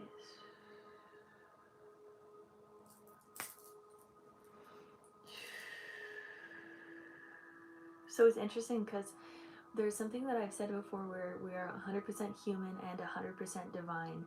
And they're also saying 100% masculine and 100% feminine. It doesn't have to be one over the other. They can both exist very strong in the field. And when they do both exist in the field, you have a very strong essence, very strong power. It's not that you're suppressing one side of you in order to connect with the other. You are fully enhancing both sides. 100% human and 100% divine. All right, releasing out any less energy that doesn't serve you, letting it go, letting it flow. Letting it go, letting it flow. Letting it go and letting it flow.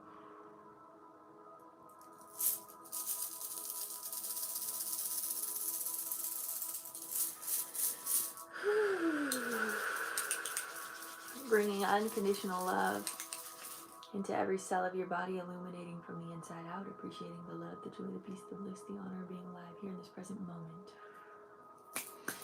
Bringing golden light energy all around your aura, keeping you safe, sane, and protected. Bringing abundance all the way through you and into the collective consciousness field as we all shift together. Take a deep breath in.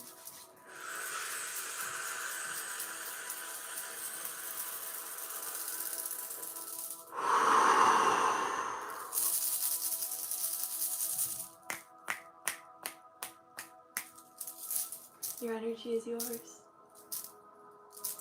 and my energy is mine. And so it is. And so it is. There you go, beautiful soul. Hope you received that well. All right. Next, we have Abby over on the YouTube. The YouTube.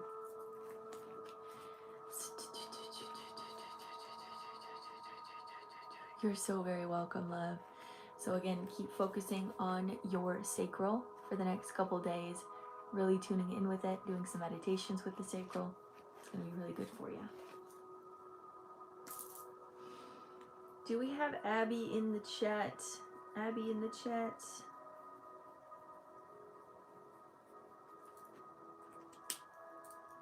We'll see where she's at. We'll see if she comes in.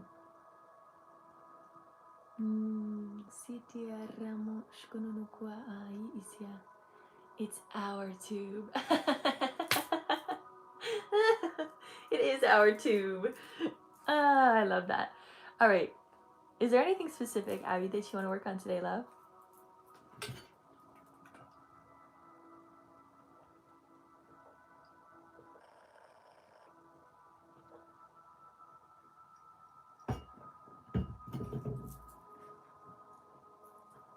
I love that we have people over on YouTube. This makes me so happy. This is our first YouTube healing. It'll happen. Make sure if you guys are in here, please drink lots of water. It's going to help you out a lot.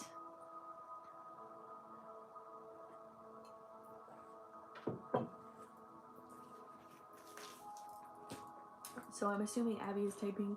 There you are. Just general guidance to the shifts and directions in life. Excellent.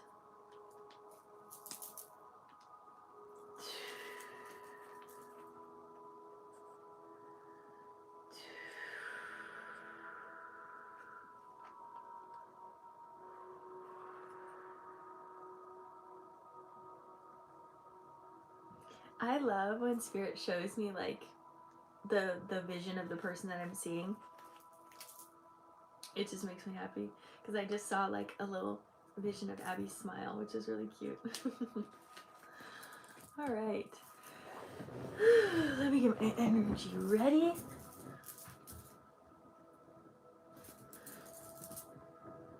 Ooh.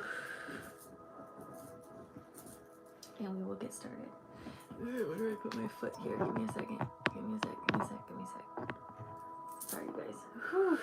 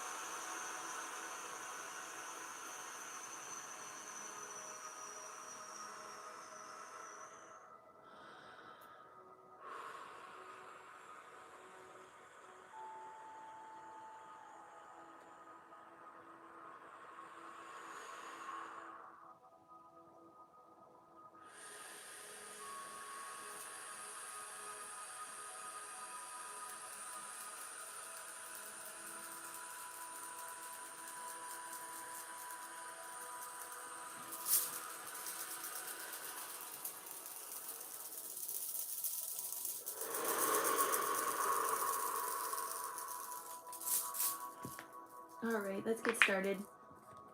Abby, put a heart in the chat when you are ready. And we will get into it. After I do some math, of course.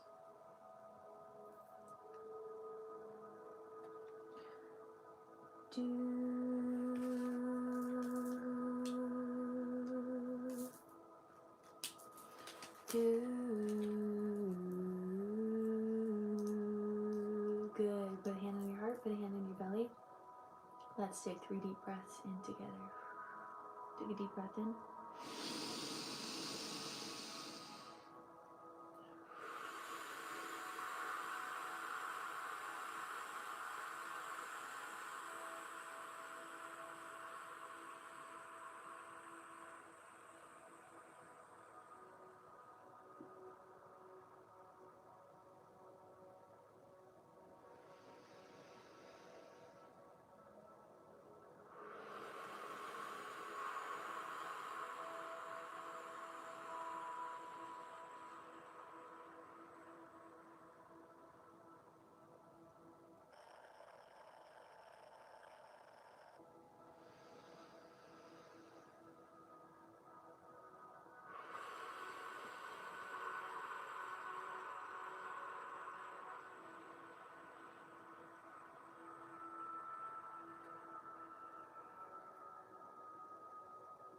Okay, so the first thing that they showed, well, the first thing they said was clarity, and then they showed wind, and like for the whole time that we were connecting, it was just like wind, and it was like go where the wind blows, don't feel tied down to anything or anyone, and find freedom within yourself. There's something really deeply about freedom right now for you. Learning your freedom and learning what it looks like to be really, what I'm seeing is exploratory, like very exploring a lot of different things and exploring a lot of aspects of yourself, but go where the wind blows specifically. They just kept saying that over and over. It can be hard when we have things that we really enjoy in a moment, like a job and friends and family and things where you're at, where it's like, I want to stay here. But then there's another part of your heart that's like tugging you to something different, is what I'm feeling. And it almost feels like a little bit of like clashing. Like, what am I supposed to do? I want to do so many things in this world. I don't want to be limited by anything, but how can I actually pursue it? It's almost like you have so many ideas of what you want to do, but to actually do those things is difficult. Like there's a kind of like the energy of like having ADHD and having so many things you want to do, but you get stuck with your mind because of all the steps of the process. Taking those steps to get there can be really hard for you. Something that I'm feeling. Again, take what resonates, leave the rest. I'm going to bring some more crystalline clarity through your crown.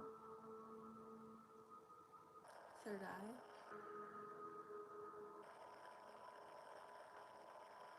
You could also be feeling sometimes you could be feeling dizzy or like unbalanced or a little bit nauseous. Ooh, clarity down through the third eye. Ooh. Yeah, I feel that. It's definitely what I'm feeling. That's definitely what I'm feeling, Abby. Like I can feel, it's literally like, it's so weird because your heart is literally like pulling itself with like, you have this heartstring connection to your, where you're at. You love where you're at, you love the people you're around, you love your job, and then the other side of your heart is like, but there's so much more out there. And then there's like this is like this pulling that's happening in the heart. So again, bringing more clarity down through the throat. My body is also shaking a little bit, which means that there's actually some things coming to the surface. Jaws a little bit tensing up. This could make you nervous thinking about change. Bringing this through the throat. Clarity through the throat. Clarity through the voice and how you show up in the world, going down into the heart. Ooh, bringing clarity in the heart. And just releasing any of the tension in the heart right now. Let go of the strings. Just be. Just be.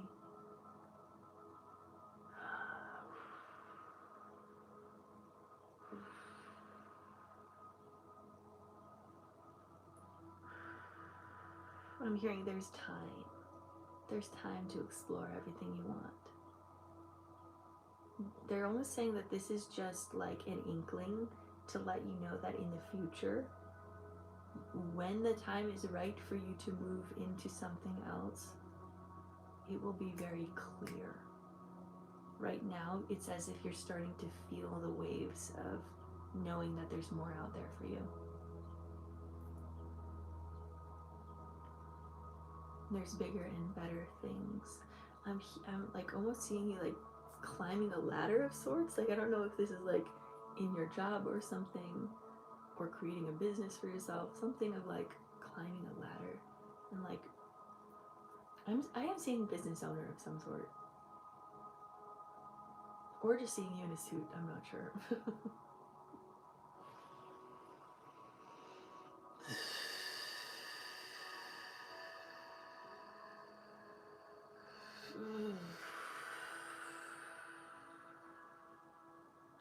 Again, and they're showing at the bottom of the heart, letting go again of the validation of others.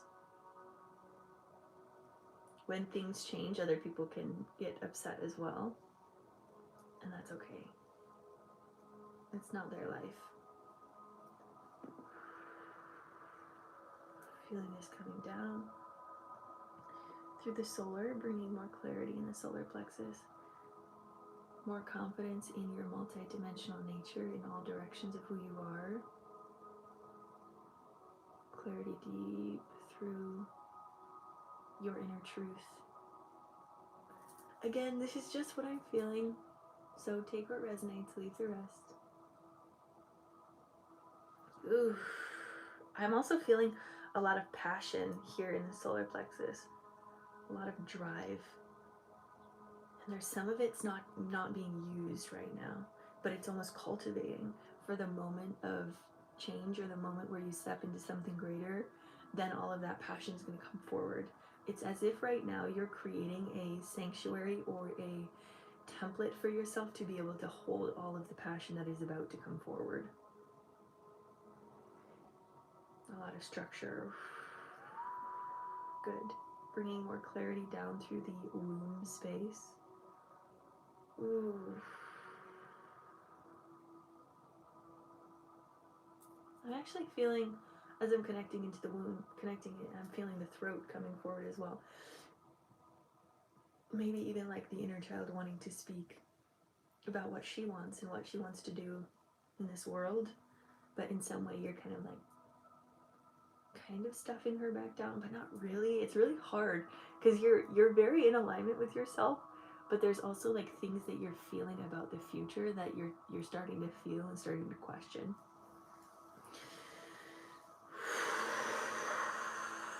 But I just keep seeing like a horse. So again, this could be something coming in the year of the horse, but also for me, horse means freedom. So there's a lot more like freedom that your inner child wants to experience. And it could even be about belief systems. I'm not sure. Could be energetic, could be mental, could be physical. There's more of you opening up here in the womb.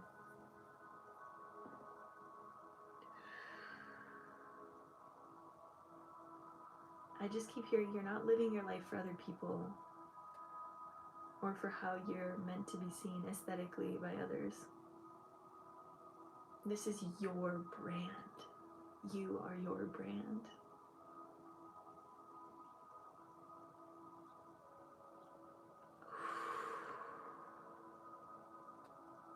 What I'm hearing is take yourself seriously.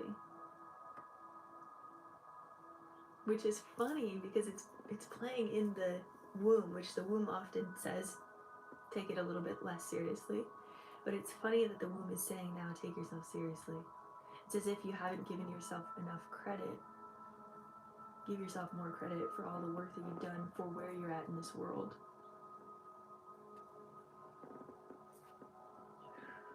Bringing more clarity down through the womb. And wrapping this beautiful crystalline blanket around the inner child. And just telling her she is going to allow all of her dreams to come true and more in this lifetime. And that you're going to make sure to not hold back from experiencing all that you want to experience. They're saying YOLO. You only live once in this body. How do you want to live in this body?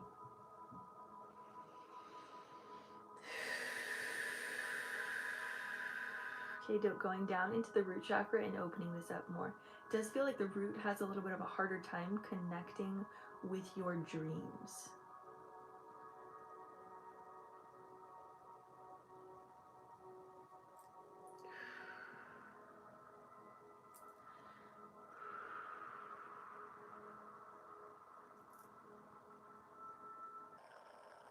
Opening up deeper in the root.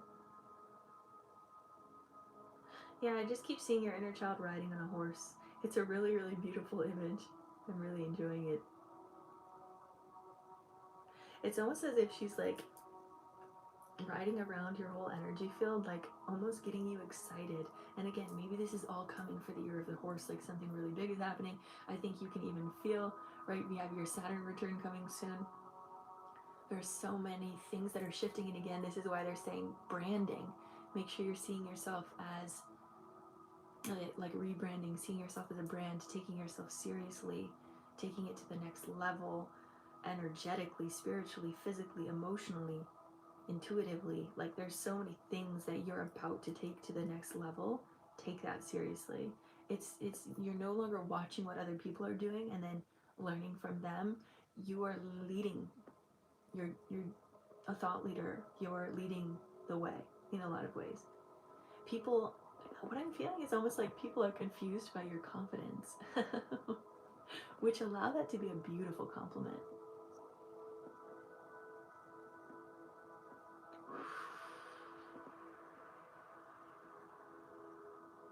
Show others who you truly are.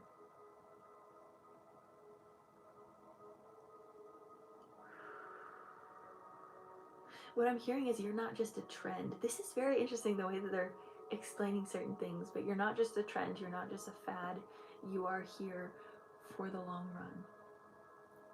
And you're serious about that. Your mission is much bigger than people have perceived it to be. And you know that. Opening up the root a bit deeper. Again, the root kind of keeps closing in. Fear of reality kind of is coming up. Nervousness towards what is coming. Nervousness towards the future. Let that go. It's okay. Trust that good karma wants to play out in you. Also, trust that money wants to be experienced by you. Trust that adventures want to be played out through you. And think about it that way.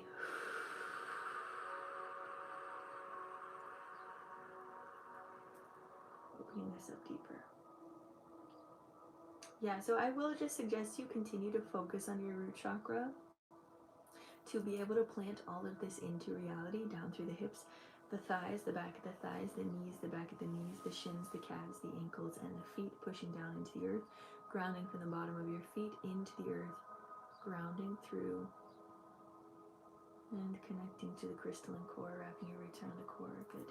We're going to just keep sending these waves of light in through your field, continuing to open up more of your container to be super aligned with your divine path.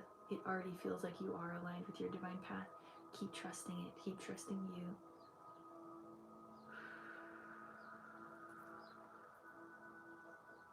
You might feel chills down your body as you're opening up to this.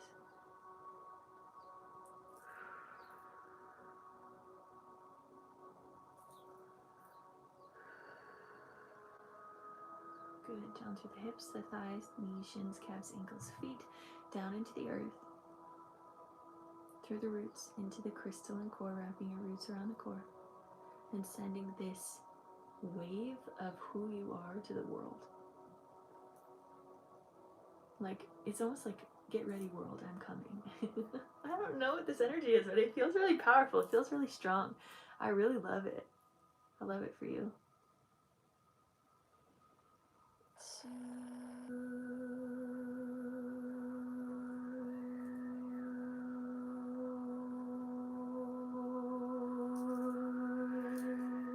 Good. Bringing that unconditional love back up through your roots, feet, ankles, shins, calves, knees, thighs, hips, root, sacral, solar, heart, throat, third eye, and crown, all the way up into the heavens.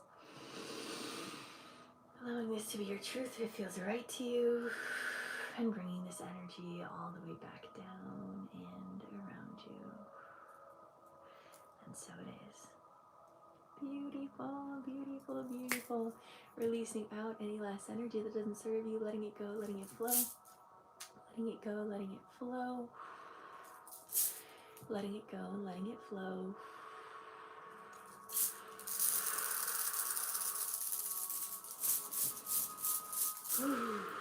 Beautiful. Bringing unconditional love into every cell of your body, illuminating from the inside out. Appreciating the love, the joy, the peace, the bliss, the honor of being alive here in this present moment. I see you, I love you, I honor you. Bringing golden light energy all around your aura, keeping you safe, sane, and protected. Bringing abundance all the way through you and into the collective consciousness field as we all shift together. Take a deep breath in.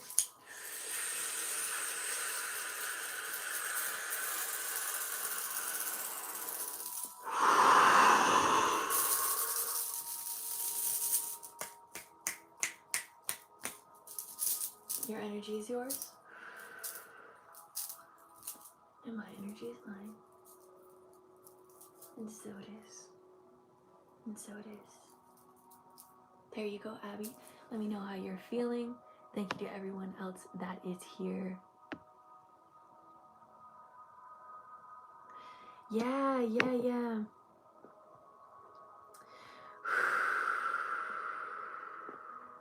And it's interesting how they didn't want me to, I don't, like, they specifically had me do the root last, and now that they're sharing with me, it's very essential for you specifically to learn that rooting on your own, in your own practice, and figuring out what that looks like for you.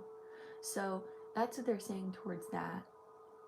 But other than that, I'm very, very excited for where you're going. I think there's a lot of really beautiful energies coming through you, moving through you at this time. So, yay. All right. Last one for today. We have Heather. Heather on the list.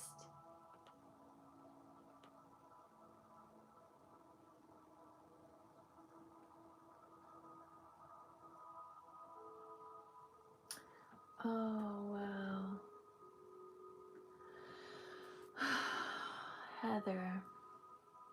I start today with chakra tuning forks. I love that.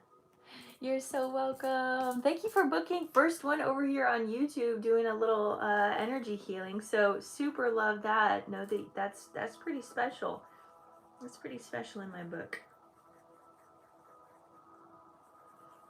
Oh, Heather. I had a question about my courage to buy a house. Also my throat. Wait.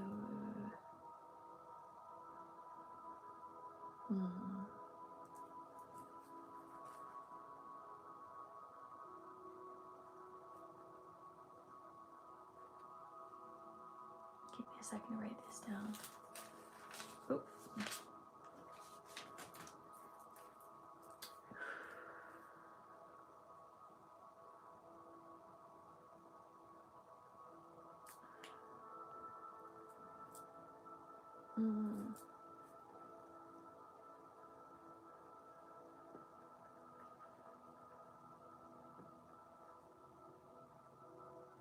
All right, let's go into Heather's healing There is a sensitivity towards this one. I'm not worried at all. I'm just feeling into what you're experiencing. Opened so many doors and aligned me more. Beautiful. I love the way that you're seeing that already. That makes me so happy.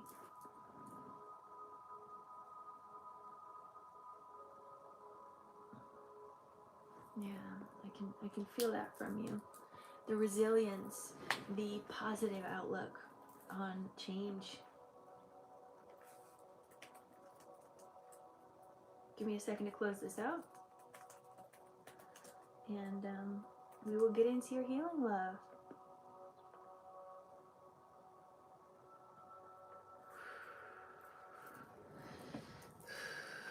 You are a very strong soul. I'm so less stressed too. Good, good. I can feel that from your energy. It's like, there's almost like this relaxing, like I can breathe, which is yeah, really beautiful. Ooh, okay. Let me get into my own energy. And then we'll get into yours.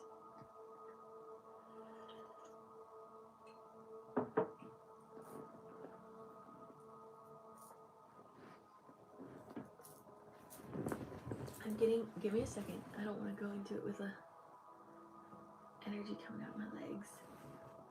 Oof. Okay. Let's get into it. Had Sound Bath Saturday night with Dragon Frequencies. I love that. Beautiful. Okay.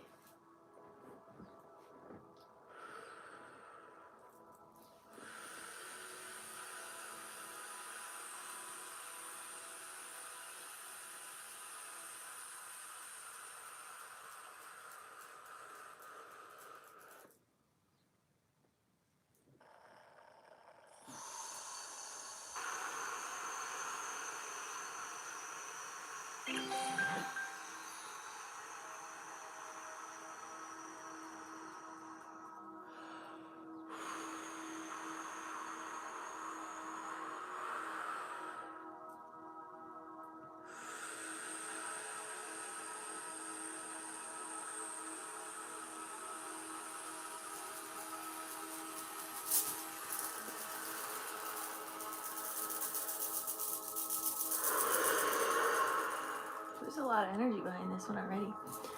All right.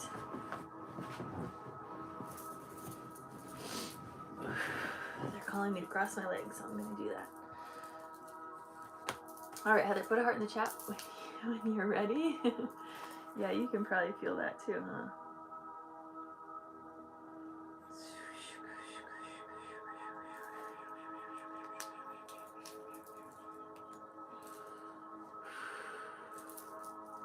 Put a heart in the chat when you are ready.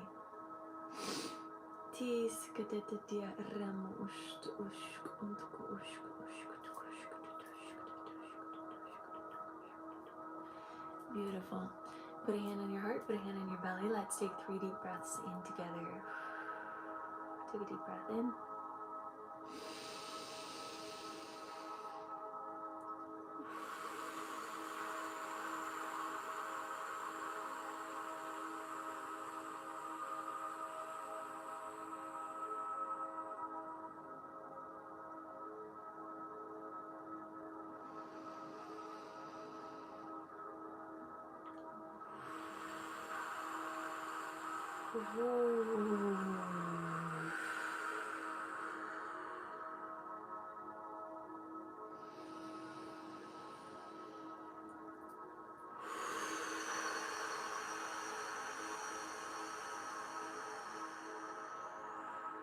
Whoa. This is a complete revival of your energy field. So what I saw from the situation that happened to you was they're showing like this jar, they're saying alabaster jar specifically, that got broken. It got like cracked when this happened, and then all of this old gunk actually flowed out. This like very what I'm seeing is this situation got you out of the cycle of constantly caregiving and caregiving for others over your own needs.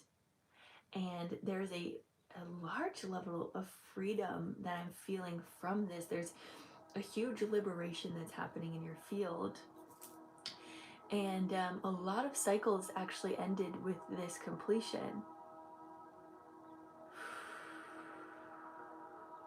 Still a lot of pain in it, but again, it's as if you know pain. You're like, I know pain.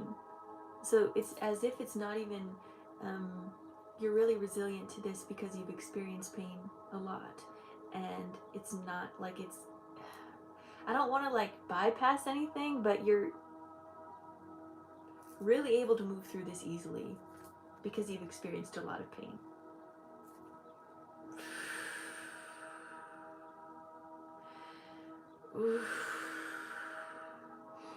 With the question about the house, definitely take that step towards getting a new house and a new place to live, because the cycle has to fully complete.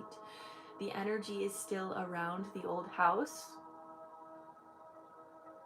and you're being called into like I'm literally seeing it's like night and day, the energy that you're moving into.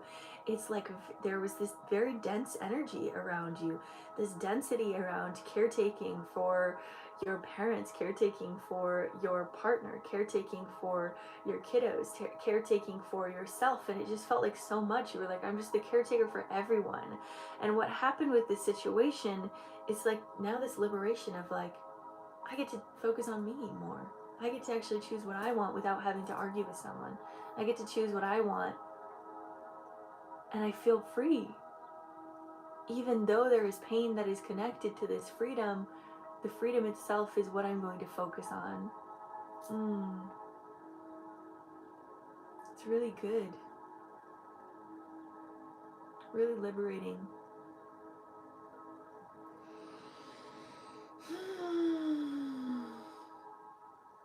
You've done a really good job of letting go.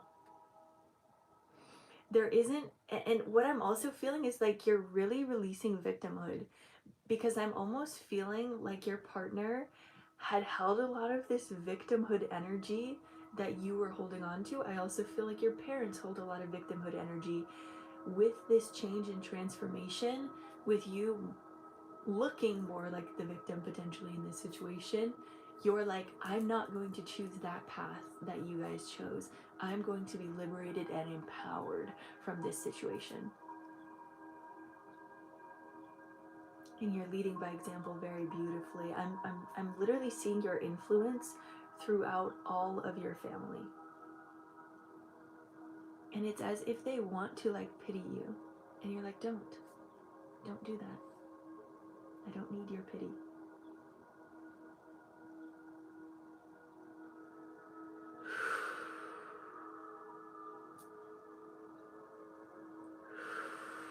Again, still feel that releasing out of the jar here.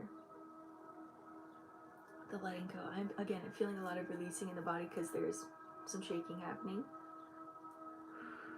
This is the time and space to really be open to letting go more. Again, I can tell you've already let go of a lot. Your energy is it's much more clear than I think I've ever felt it before too, which I think is important to note. It's light. Oh. Yeah. And I understand why. Ugh.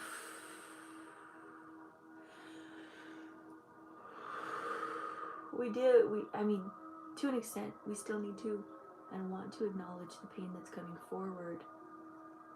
But also, it's hard to say, but it feels like there was more pain before than there is now.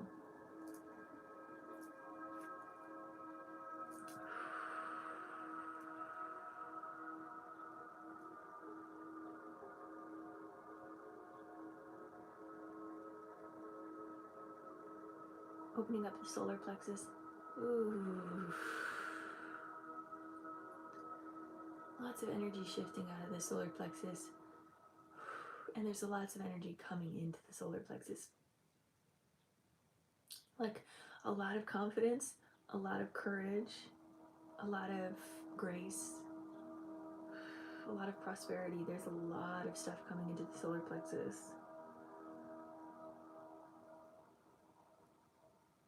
They're almost saying that this, again, is like a full, complete reset for your energy and for your field. This is it. Oh God. They're almost saying the word like midlife crisis, but like midlife.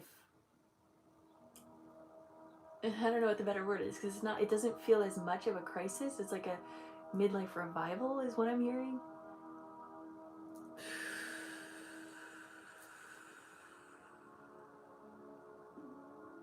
Yeah, I keep seeing that you're going to be influencing a lot of people in your family. They're so surprised by your friends and family are so surprised by your reaction and how you're able to hold yourself through all of this.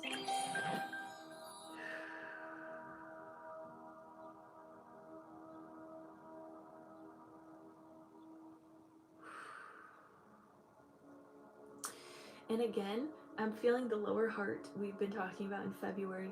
There's going to be a lot of openings to the mother and father wounds, and I am feeling your parent wounds almost like crumbling or like releasing through this. I mean, they're definitely still there. There's more respect on your name, is what I keep feeling. And so I really do want to bring forward the mother and father wound.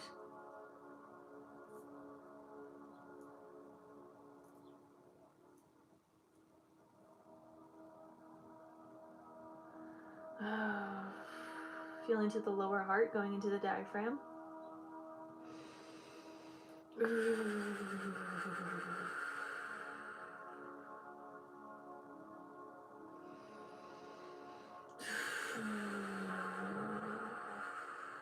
Ooh, good. Good releasing. One more breath in.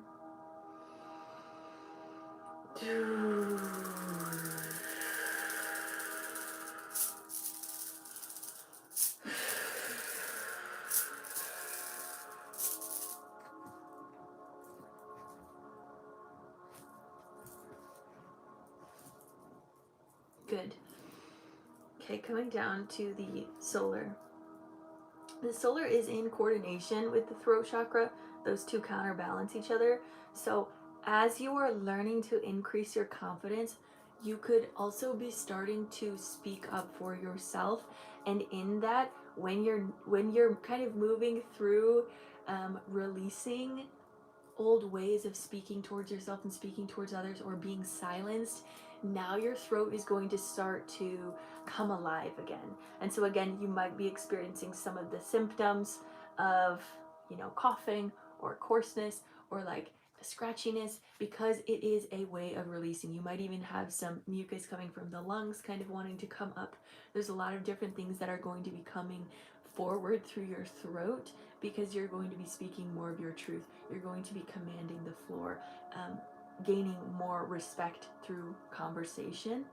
This again also goes in with the courage to buy a house, because your throat is opening up deeper to more respect.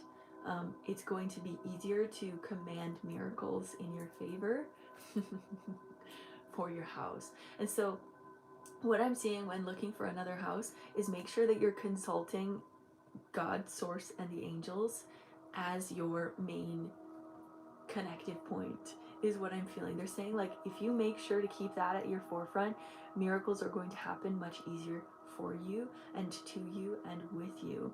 Things that your like dreams that you want are going to come true. The dream house, the certain kind of windows that you want, the certain type of backyard that you want, all of these things, when you're able to really sit with spirit and say, hey, this is what I want, can you create this into my reality? Spirit's going to do it.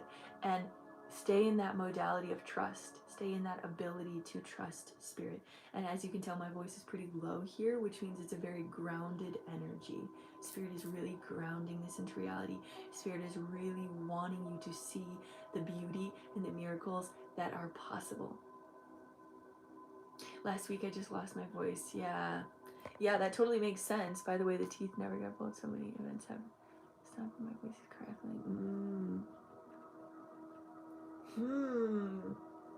fascinating. I've kind of totally forgot about the teeth thing. That's what we had worked on last time. Wow, so many changes took place in your life. Wowza.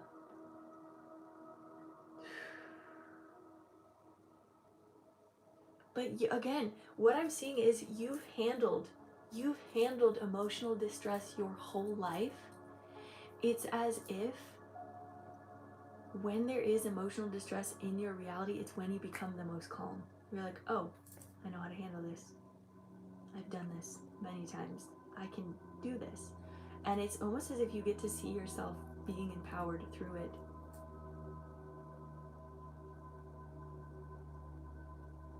Yeah, I'm seeing you like sitting in the eye of the storm. Like there's all of this chaos around you, but you've learned to be able to find your peace. You've learned how to be there for yourself.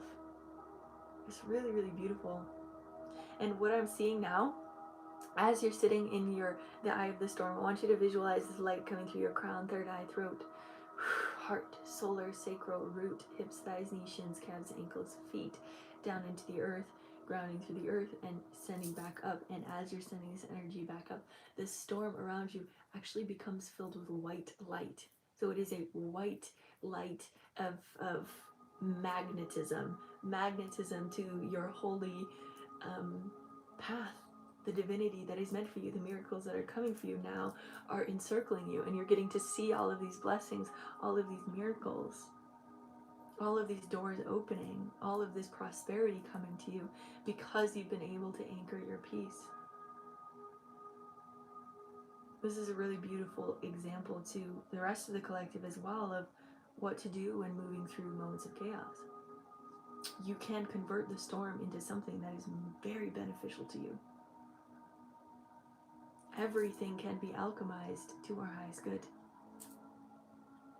Yeah, wow.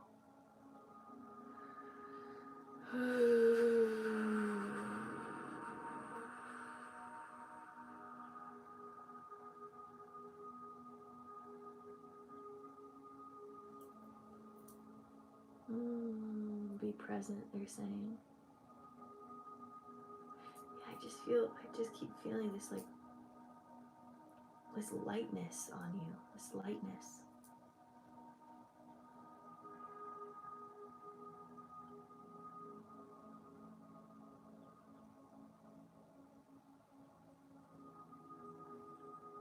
It does feel like, again, something with the teeth and the mouth and the throat is in the past it felt like you were in some way limited.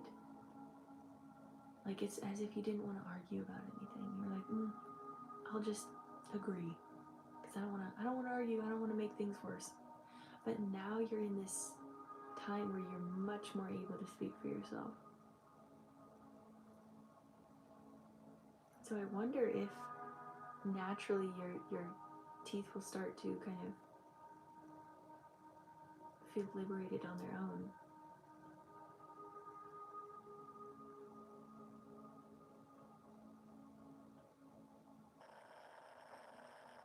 Just putting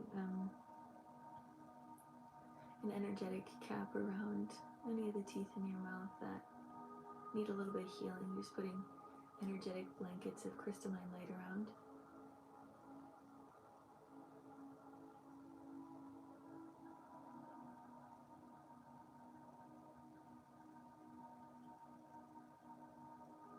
Sleep much better too.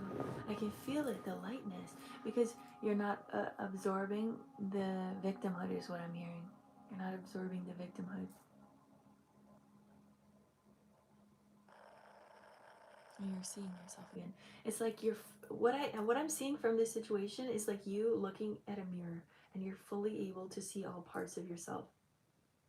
There's a lot of, again, what we've been talking about right now in general for the collective is identity shifts, changing how we're showing up as our identity. You're given full creative freedom to change who you want to be in the world and how you want to show up in the world. And that's a really, really beautiful gift, even through the moments of pain and change and chaos. Bringing more light down through the body. We're going to go back into the womb, just checking in on the womb. See that little inner child, right? see her excited to explore all of the dreams that she had been waiting for, all of the ideas and the hopes and the dreams that might have got dismissed or pushed down throughout her time. And now all of them are coming back to the surface. Give some love to that inner child. Rub on your belly. Say, we're gonna live the best life that we can. I'm gonna make sure to treat you to all the things you want.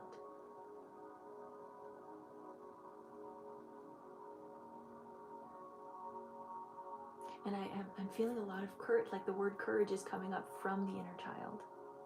Because of all of the motivation and the excitement behind her, courage is naturally coming through you. The things that you want will be pursued with deep strength.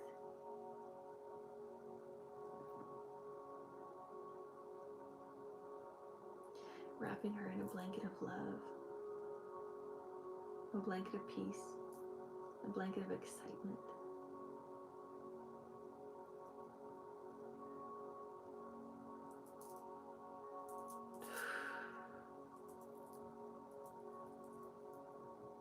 And then allowing all of those blankets to fade away as she's liberated. I'm seeing her like hopping on that energetic dragon and going up and around your spine, activating the spine here, all the way up through the body, bringing strength through your energy body as you are leading the way for a lot of people to witness your resilience all the way up to the crown, to the third eye, stationing here and allowing you to see the visions of the inner child, the dreams and the desires that she's had for a very long time. Let her show you who she wants to become, and listen and create and explore, bringing that beautiful dragon energy all the way back down through the spine and down through the root chakra, really opening up and liberating here, and also going back into the sacral, sitting here with peace. Beautiful. 1, 2, 3, 4 on the clock.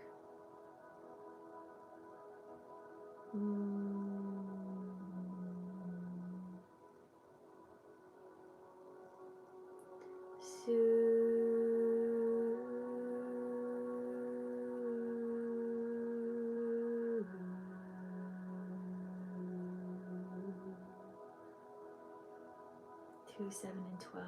Wow. So from here, well, let's go down to the root chakra. I'm going to open up the root chakra and really bringing a lot of light down through the root, opening up in the root chakra, balancing and bringing this energy down through the hips, thighs, knees, shins, calves, ankles, and feet, bringing this light all the way through you, down through your roots. I want you to see your little kiddos near you. Connect your roots up into their roots and bring your light through you, this really strong, clarified light, this really liberated freedom light, this love, this unconditional love that's just pouring through you. Bring that through your body, down through your roots and up into your kiddos, and just wrap them with that beautiful unconditional love that you are holding within you. Just feel that so deeply, energetically supporting their roots, energetically supporting their emotional body. And just feel all of the angels that are surrounding this beautiful family here. I want you to witness all of you guys together and all of these angels that are here showering you with love, showering you with light, bringing gifts of miracles, gifts of prosperity, gifts of abundance, all coming through your field. I'm getting lots of chills as we're tuning in with this.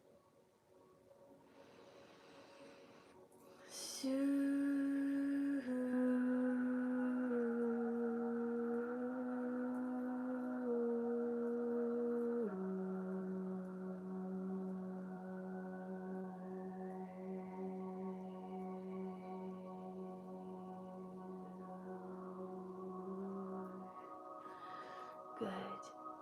And anyone else in the collective that just wants to send Heather some love, she's moving through a time with her family where she no longer has her partner. please do so. This collective is soul family, and we're here for one another. Bringing more light down through your crown, third eye, throat, heart, solar, sacral, root, hips, thighs, knees, shins, calves, ankles, feet, down into the earth, grounding down. Visualize those roots extending even deeper, deeper and deeper and deeper and deeper and deeper and deeper. Wrapping those roots around the crystalline core, feeling this liberation being sent to the rest of the world. Alchemizing this pain into beauty very beautifully. Pain into abundance. You're a master alchemist.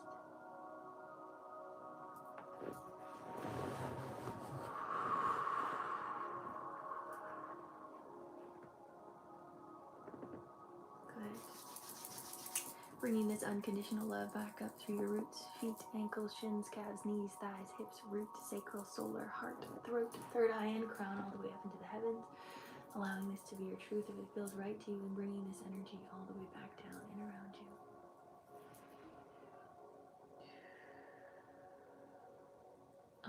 I feel that. I feel that he's in a better place. I do. I do.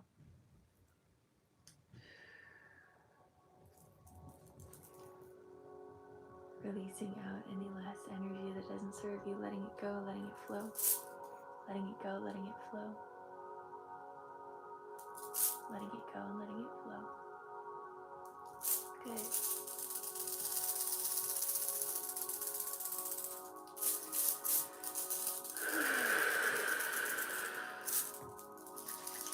Bringing unconditional love into every cell of your body, illuminating from the inside out, appreciating the love, the joy, the peace, the bliss, the honor of being alive here in this present moment. I see you, I love you, I honor you. We're going to bring some golden light energy all around your aura, keeping you safe, sane, and protected. Bringing abundance all the way through you and into the collective consciousness field as we all shift together. Take a deep breath in.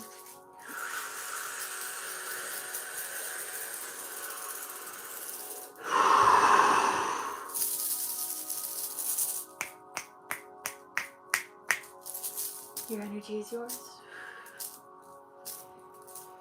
My energy is mine. So it is. So it is. Yeah, feeling lots in the womb. That makes a lot of sense. There's lots of change, lots of liberation. Woo, there we go, collective. So that was the last one here for today. Let me know if anyone has any questions before we get out of here. Are you into yoga? I am into yoga. Do you believe in yoga is a higher calling? Sure. Yeah. I don't know fully what you mean by that, but I do believe that yoga is a very, very helpful skill and gift for us to connect with our body spiritually, physically, mentally. It's mind, body, soul work for sure. Thank you to everyone that's here. How is everyone feeling after those sessions? Make sure you guys are drinking lots of water.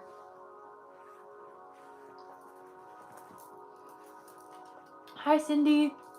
I'm glad you found me.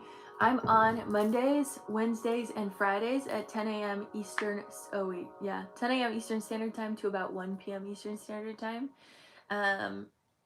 And then on Tuesdays, Thursdays, and Saturdays is when I do my one-on-one sessions and recorded sessions. So if that's something you guys want to do, if you didn't get on the list today, we only have 5 spots on the lives in general, just because of my energy levels. So if you do want to get a recorded session that's kind of like this, you can go check out my link in bio. Or if you want a one-on-one session, go check out my link in bio. That's what I'll suggest for that. You feel good? Good. Beautiful, beautiful, beautiful. I am feeling a little bit of interesting soreness on my left side, my left leg, like my left back thigh, and my left shoulder. So that's me personally, what I'm feeling. I also have been feeling super sore. You're welcome, Cindy. Thanks for being here.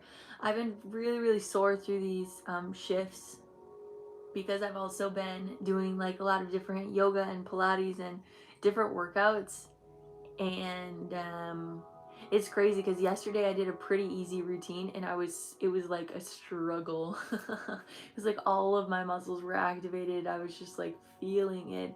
My muscles in general have just been really sore.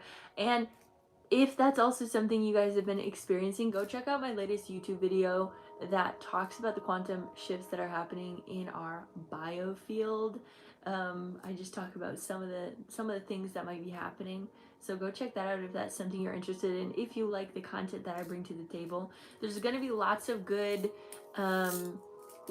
things coming this month for my YouTube channel because I have a couple of videos coming out this week. We have some things that I live by that I'm bringing out, and then we're going to do a Valentine's Day healing because I have a series called Healing the Holidays, and I love doing energy healings on each of the holidays to bring a more amplified energy to each of those holidays. If you don't have anything to do on Valentine's Day, it's perfect because we have a beautiful healing session that we all get to do together.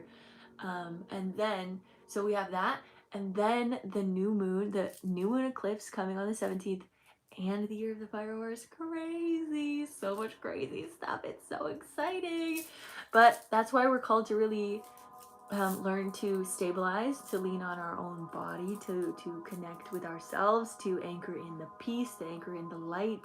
And what I'm also hearing is don't take it so seriously, but take it so seriously because it's going to be really good and really big. But it's also like, this is just like the beautiful, like, they're showing me like fireworks. It's like the firework day, but it's going to be the whole year. So don't just focus on the one day, focus on what you can do for the whole year. And the one day is just the initiation. It's just like they're showing me like a race, and then like someone like blowing the gun for the race to start or something. That's what they're sharing with me. It's like the race is starting. Get ready. Have you stretched? Have you stretched? Because the race is about to start. Really excited about that. Lots of really good energy coming forward. Let's see, what else do I want to talk about? Anything else I need to share before we get out of here today? Feeling it in the shoulders today. Really enjoyed the Arcturians analysis. Yeah, that was really, really interesting. The first session we did had was connected with the grid. We talked about the nuclear fusion versus fission, and the help that is coming in from the inner earth and the outer earth, but mainly it's moving through us as we are the living embodied beings that are here to help shift humanity, which is really, really cool. It's a really cool thing that we get to be here, that we get to honor one another through this experience. We get to love on one another through this, because it's not necessarily, I wouldn't say it's the easiest experience to have, but we're creating more ease, and that's the beauty of it. Like, it's a radical act to create ease in a world that wants us to be in dis-ease.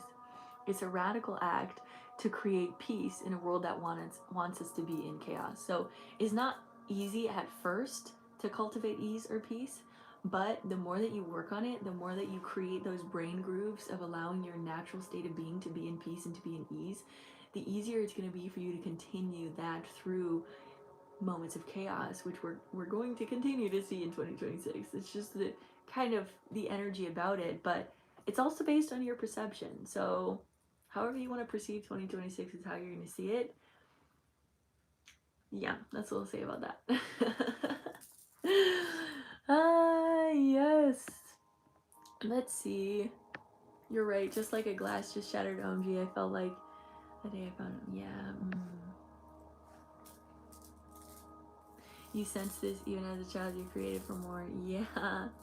Yeah. I don't know if yeah, I would say I did. Like, even as a child, like, I had always felt this thing of like, I'm here to love. Like, that's my purpose. I'm here to love people. And the only thing that I ever, like, I was very empathetic as a child, and I never understood people that weren't empathetic. I didn't get it. Or people that didn't take things personally, emotionally. Like, I took everything personally as a kid. I was yeah, I took things very personally. And so that's a huge part of my practice now, is like, don't take it so personally. It's okay. Just move on. But anyways, I remember just being like, the job that I want is to love people. Like, that's all that I want to do in this world. And I just always felt what everyone else was feeling. And I had such a hard time disconnecting from others. And so, again, that's a whole part of my mission here, is to help teach others how to disconnect, or how to just connect into yourself to be your own stability, and how to empower empaths. And um, that's the way that the world changes. So yeah, I have kind of known for a long time, and I've always been very connected with God from a young age. And so um, for me, it feels it's weird that this is my job for sure, but it's the most miraculous and most beautiful job that I could ever ask for. It's something beyond my wildest dreams. One thing that I always felt so limited by growing up is like having to choose one job. I'm like, I have so many things I want to do. I have so many ideas on how I want to show up in the world. And so like at one point I first went to school to be a nurse. So I have a lot of scientific background. Um, but then that quickly changed. But when I was going, I was like, I don't really see myself being a nurse forever. Like, I want to experience it. I want to help people. I want to love on people, but I don't I don't want the downside. But it's really cool that this job, it has so much change. Like, every single healing is different. Every single person's energy field is different. And every time I tune into someone, it's different too, because we're constantly changing. We're constantly shifting. And that's what I love about this job, as well as like evolution in general. Like, humanity is shifting. We're moving through this ascension. So every day I come on here, there's always something to talk about. There's always something to learn. Every day, it's just, I soak up all of this beautiful information that spirit is giving me, and I'm just beyond beyond grateful for the miracles of my life. So I'm drowning as an empath. I need to learn to disconnect. Yeah, that can be really hard. I try to live by the four agreements. House is grounding. Yeah. So it's really interesting, because I feel like I've read the four agreements, but then I think about it and I'm like, I don't actually think I've read it. Maybe I had the book at one point and then I lost it. I'm not sure. I have to find a book. I have to find that book and read it. Anyways, um, for empaths, I want you to really visualize your energy. I want you to put a color to your energy. Let's say it's the color purple. And then I want you to think about someone in your life. Let's say maybe your mom, maybe a partner. Give them a color, maybe orange. Now feel in your field where their color might be. Is it inside of you? Is it absorbing parts of your purple energy? Is it outside of you? Where can you notice and where can you detach? Okay, so like here, let's visualize the orange color starting to leave your field. Let it go just for a moment. You can always connect back into it. That's okay. It's not a bad thing to be connected to others. It's our spiritual gift. It's our way that we connect. That's what I do when I'm connecting with you guys in these sessions. I'm connecting with your energy field. But I also have to know how to really disconnect. So anyways, let that energy go. Now visualize your beautiful purple color liberated by your light. Feeling all of your purple energy, feeling empowered by all that you are. Feeling spirit, the beautiful white light moving through you and the purple. Now just see that purple and that white light dancing together. This is your energy and spirit's energy dancing in oneness, in community, in conversation, in prayer, in meditation. Feeling the liberation of you being you. That's what I like to visualize when I'm learning to disconnect from people. Is I'm a very visual learner. I love color theory, and so I'm constantly using colors in that way, and that can be helpful. It might not be your modality, and that's okay, but that's something that really helped me to disconnect. I do have like a Pisces rising type energy, so for me it was always really hard to connect there. But yeah, I think that's what I'll say to that. Is there anything else, Spirit, that you want to bring forward before we disconnect today? Yeah, make sure that you are learning balance physically, emotionally, spiritually, mentally. And even what we were just talking about, when you have so many other people's energies around you, you can feel unbalanced, and it can actually create emotional waves, which emotional waves can cause vertigo, or this feeling of like dizziness, or moments of nausea. So we want to not have that, reduce the symptoms as much as we can by taking care of our physical body, by coming back to ourselves, disconnecting from the collective, disconnecting from others for multiple moments during the day. Again, it's okay to connect with others, but we also have to know when we're becoming a victim to that connection. We have to note when we are creating more pain for ourselves because we're deeply connecting into others' energy, especially when others in the collective of the world are experiencing a lot of pain, trauma, and chaos. When we're constantly connecting into that, we're not actually liberating ourselves, we're not actually healing ourselves, and we might actually be creating more of the issue by absorbing the chaos, creating another person with chaos. We want to disconnect, find our peace, stabilize here, and then you can go back in and notice, okay, I don't have to absorb that pain or that chaos. I can observe it and I can love it. I can honor it for what it is, but I don't have to absorb it. So that's what I'll suggest. That's what I'll suggest. That's the last piece of advice I think for today. So let's close out for the collective. Thank you to everyone that is here. I do appreciate y'all a lot, a lot, a lot. Releasing out any last energy that doesn't serve you, letting it go and letting it flow, letting it go and letting it flow, letting it go and letting it flow. Beautiful. Make sure you guys are drinking lots of water today. My body is releasing a lot. I can tell I'm still kind of like, ooh. I also might just be cold. Bringing unconditional love into every cell of your body, illuminating from the inside out. Appreciating the love, the joy, the peace, the bliss, the honor of being alive here in this present moment. I see you, I love you, I honor you. Bringing golden light energy all around your aura, keeping you safe, sane, and protected. Bringing abundance all the way through you and into the collective consciousness field as we all shift together. Take a deep breath in.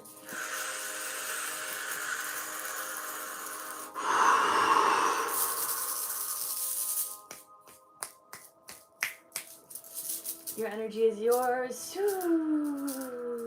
And my energy is mine. Make sure today to embrace the sound of silence. Sending you guys off with so much love. Make sure you check out my YouTube channel if you haven't already. Bye. Bye, YouTube. Sending you guys with so much love.